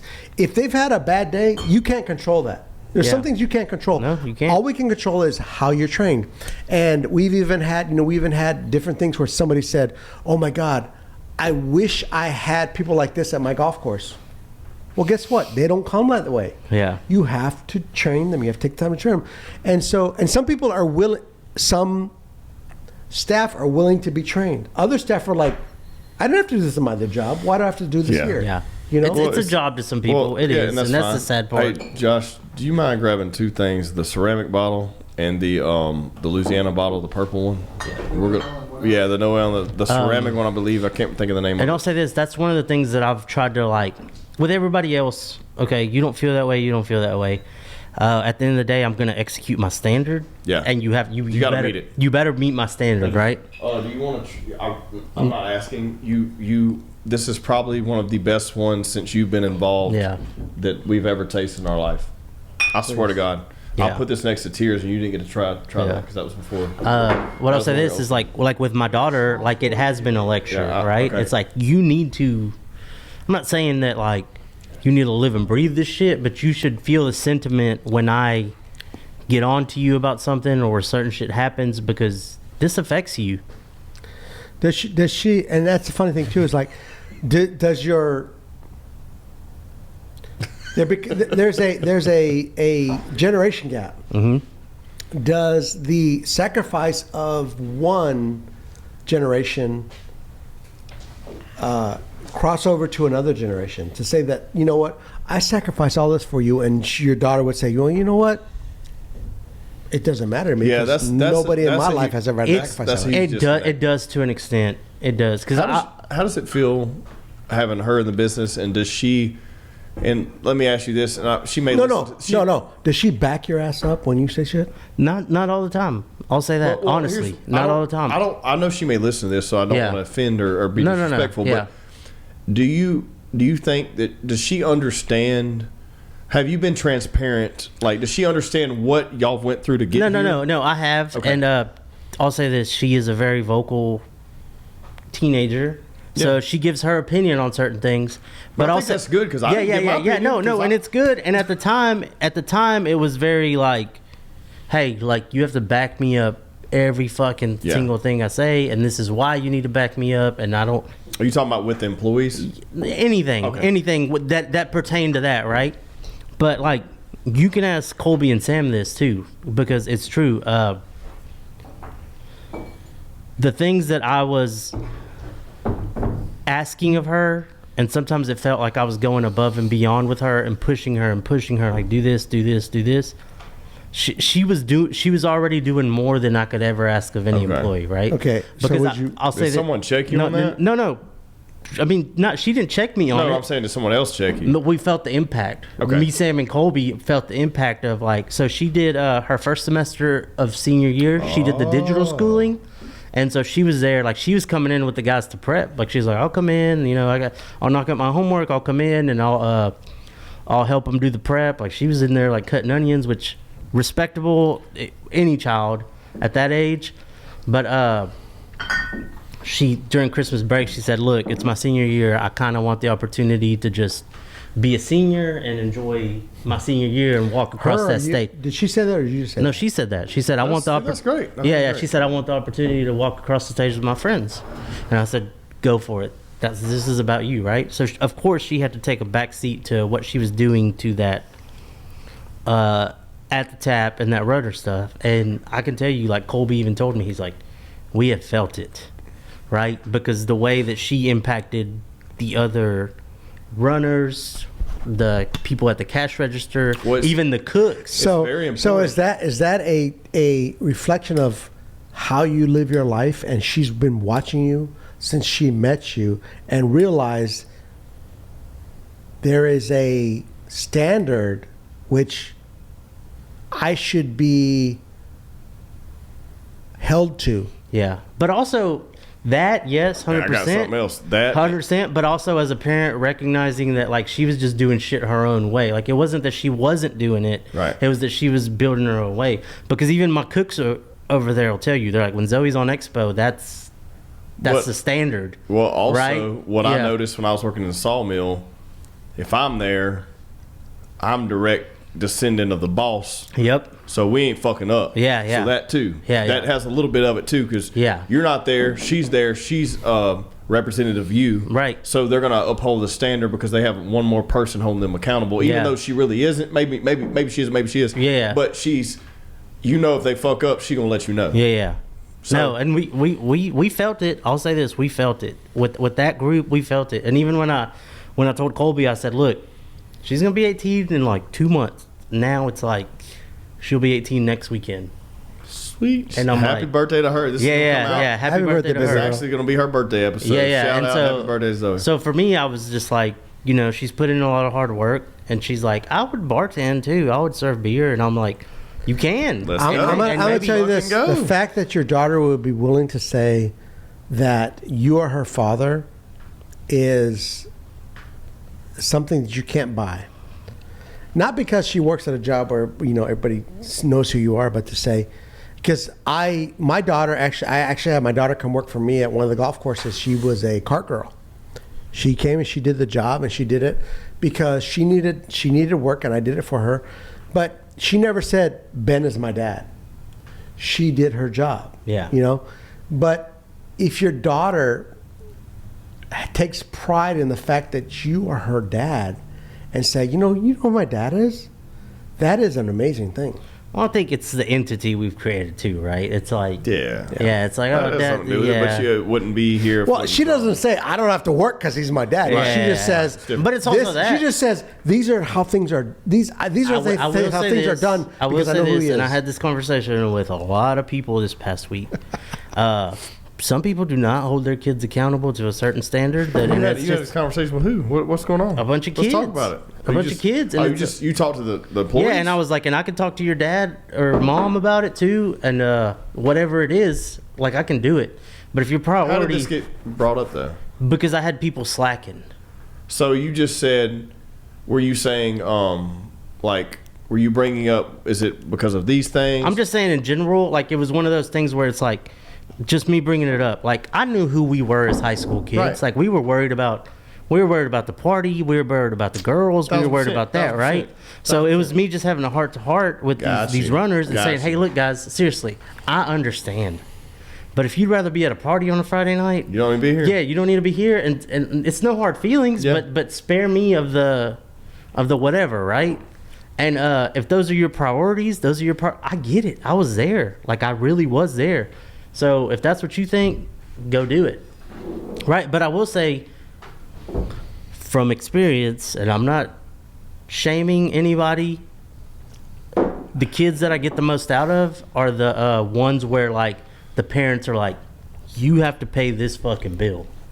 Nice. Or you're dependent. You're Accountability. dependent on this. Accountability. You know what I'm saying? And there is some accountability. Yeah. Well, I think. Well, you know what? Accountability, and I'm going to say this about our current government.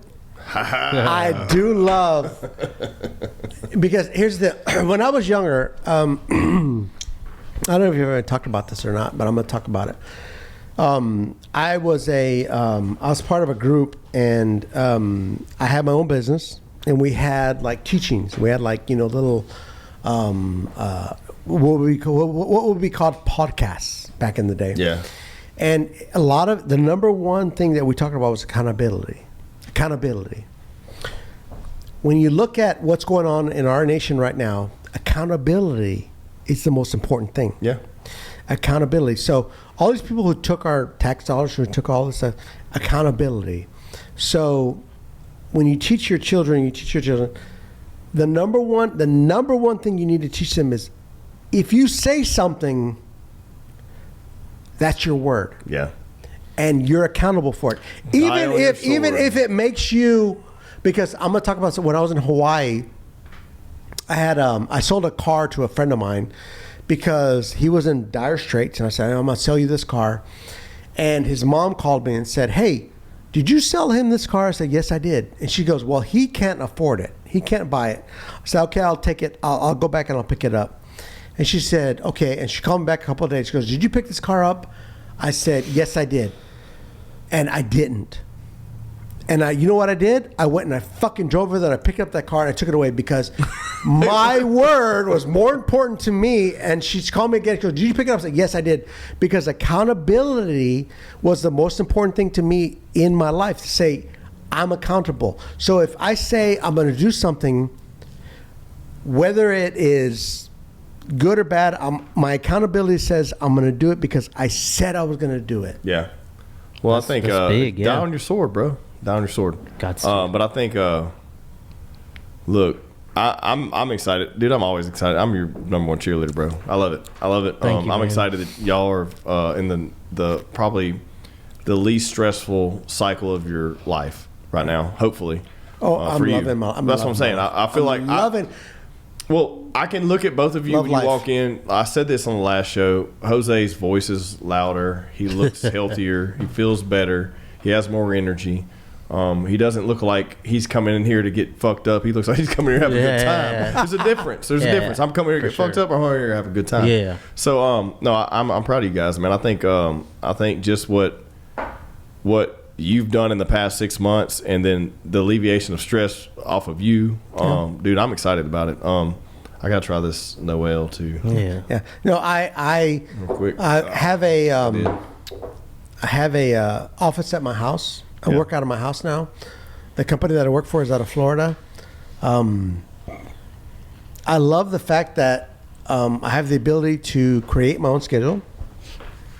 I still see my wife every day as much as I did before. And people will say, oh, I love my wife. I love my this. Would you work with them? Shit, I do. Or would you only want to see them when they come home after work, they go to bed, you wake up and you go on your way? Yeah. Sometimes the ability to say, yes, I love this person so much that every waking moment of my life I want to spend with them, good or bad, that's when you realize love is a verb. You do what you do because you love them, not because of physical attraction or anything, because love is a verb. I will do this for you because I love you. Yeah. So, I'm very happy with my life. I'm very happy with everything that's going on in my life. I love that I get to dictate my schedule. I love that you have become who you've always wanted to be. I love that you've become who you always wanted to be. And I think that this next year is going to be amazing, incredible, and I'm very grateful that you are my friend and you're my friend. Hell yeah, bro. Same to you, man. Amen, dude. Well, what's our last pick, bro, if we wrap this up before I start crying or some shit? Fortaleza? This is mine. I'm taking this home. Grand Maya against it, though? Let's do Well, you know what? Let's Okay. go one more. You know what? Let me go double. Let me get one more cup for me. Y'all both have 2 cups, so let's run them side by side. Let's make a decision right now. Get another cup. Oh no, that was the fucking spicy shit. Hold on. Gosh, damn, dude. I'm fucked. You going back to the bottom? Bro. I had to because you know why? Because I put too much in it. Oh, dude, we would have drank that. better- Oh, buddy, You I gotta was trying to edit this drain that shit. cup out, dude. Yeah, he just. I'm gonna lick this table. All right, so at least it's, So I've got it's something good. you Fortaleza, spilled. and I've got that other one. Grand Maya. Grand Maya. Alright, let me get it. Grand So Maya. get one of each, and let's run them back to back. We don't have to. We can just sip them back to back and finish them off. Okay, who goes first? I'll run. Let's go. All right, so Grand Mayan or we're going Fortaleza? Fortaleza first. Fortaleza first. It's the pick of the day. God damn, that's good. All right, I'm gonna go right hand, right behind it, Grand Mayan.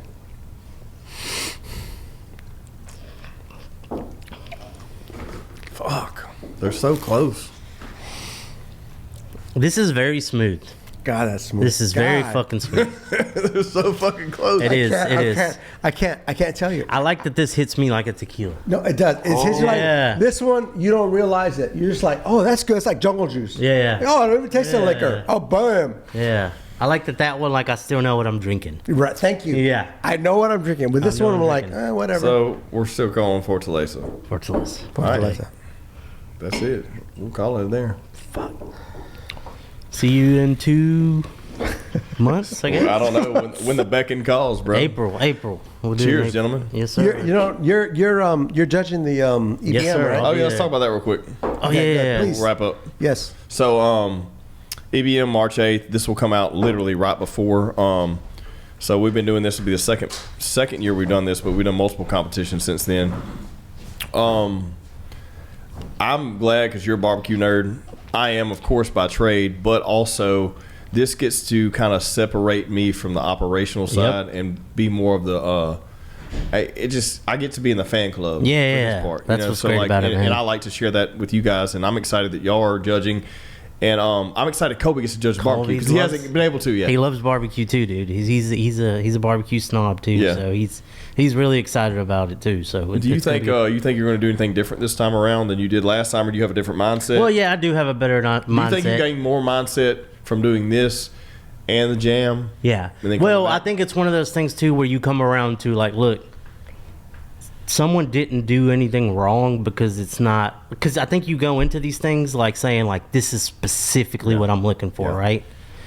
But I think like when you go into these things, I think you need to recognize like you said, like by the book, like, hey, does it look like this? Is the flavor there? Is this there? And then staying more on cue with that. Like Yeah. it's not necessarily like this is my favorite because of this. It's like, no, he met the criteria and there's an art to meeting these criteria. Yeah, the most You know, definitely like is. It's the hard. fucking work that he put in to meet this criteria Yeah. is a thing in itself, right? So Yeah. I think for me it's more of like, hey, like let's do this. And I'll ask you too, since you're coming back after your weak prostate. Oh, no,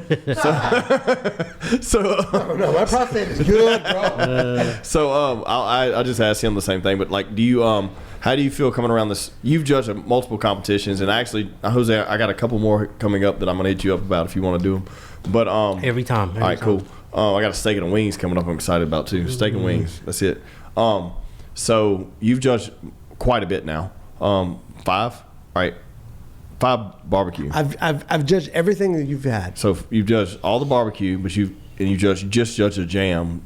So based on all that, like coming into this next competition, do you think you have more knowledge, more respect? Are you going to judge it any different? How do you feel? A lot of it has to do with the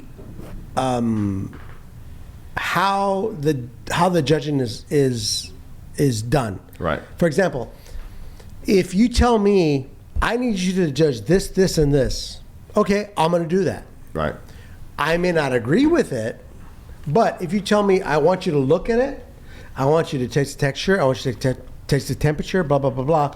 Okay, I'm going to do that because that's what you asked me to do. But does it make you have a new respect and also a different mindset when you look at all of them and you say this won by all of these factors? Do you agree that that was at least in the top tier? Only if the individual who decided that these are the factors, and I'm gonna say, if somebody said, I am a Michelin star chef, Yeah. and I say that this, and this are the things you need to go by. Yeah. I say, okay, well, in that case, my opinion means shit. Right. My opinion is only what I think. But if you tell me, what is this? Okay, this is what I think. If you tell me this, what did I Let think? me ask you this. How far are y'all's opinions off from the winners? Like, do you think?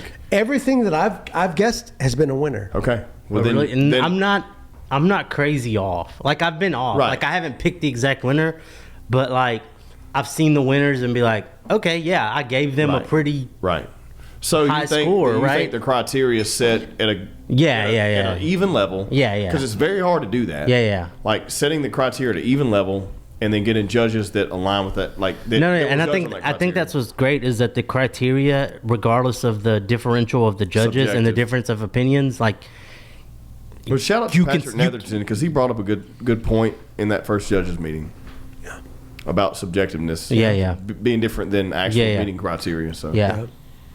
I like Patrick, by the way. Really yeah, good. good guy. But no, I didn't mean to cut you off. No, lost I'm his just mom- saying he like lost it's his mom it's like recently. kind of Yeah, same I know. thing. Like it's RP. one of those things where it's like the winners are still deserving. Like it's not like someone tried something and they were like, "Oh, this is amazing," and then that's how they won. It was just like that. But again, the criterias are enough to where the subjectiveness of it still picks the rightful when winner. you become a participant in a challenge, the criteria are what you have to abide Meet by. or exceed. Yeah. Exactly. Yeah. Not what you think. Right. Exactly. So, like, if I was in I love building models.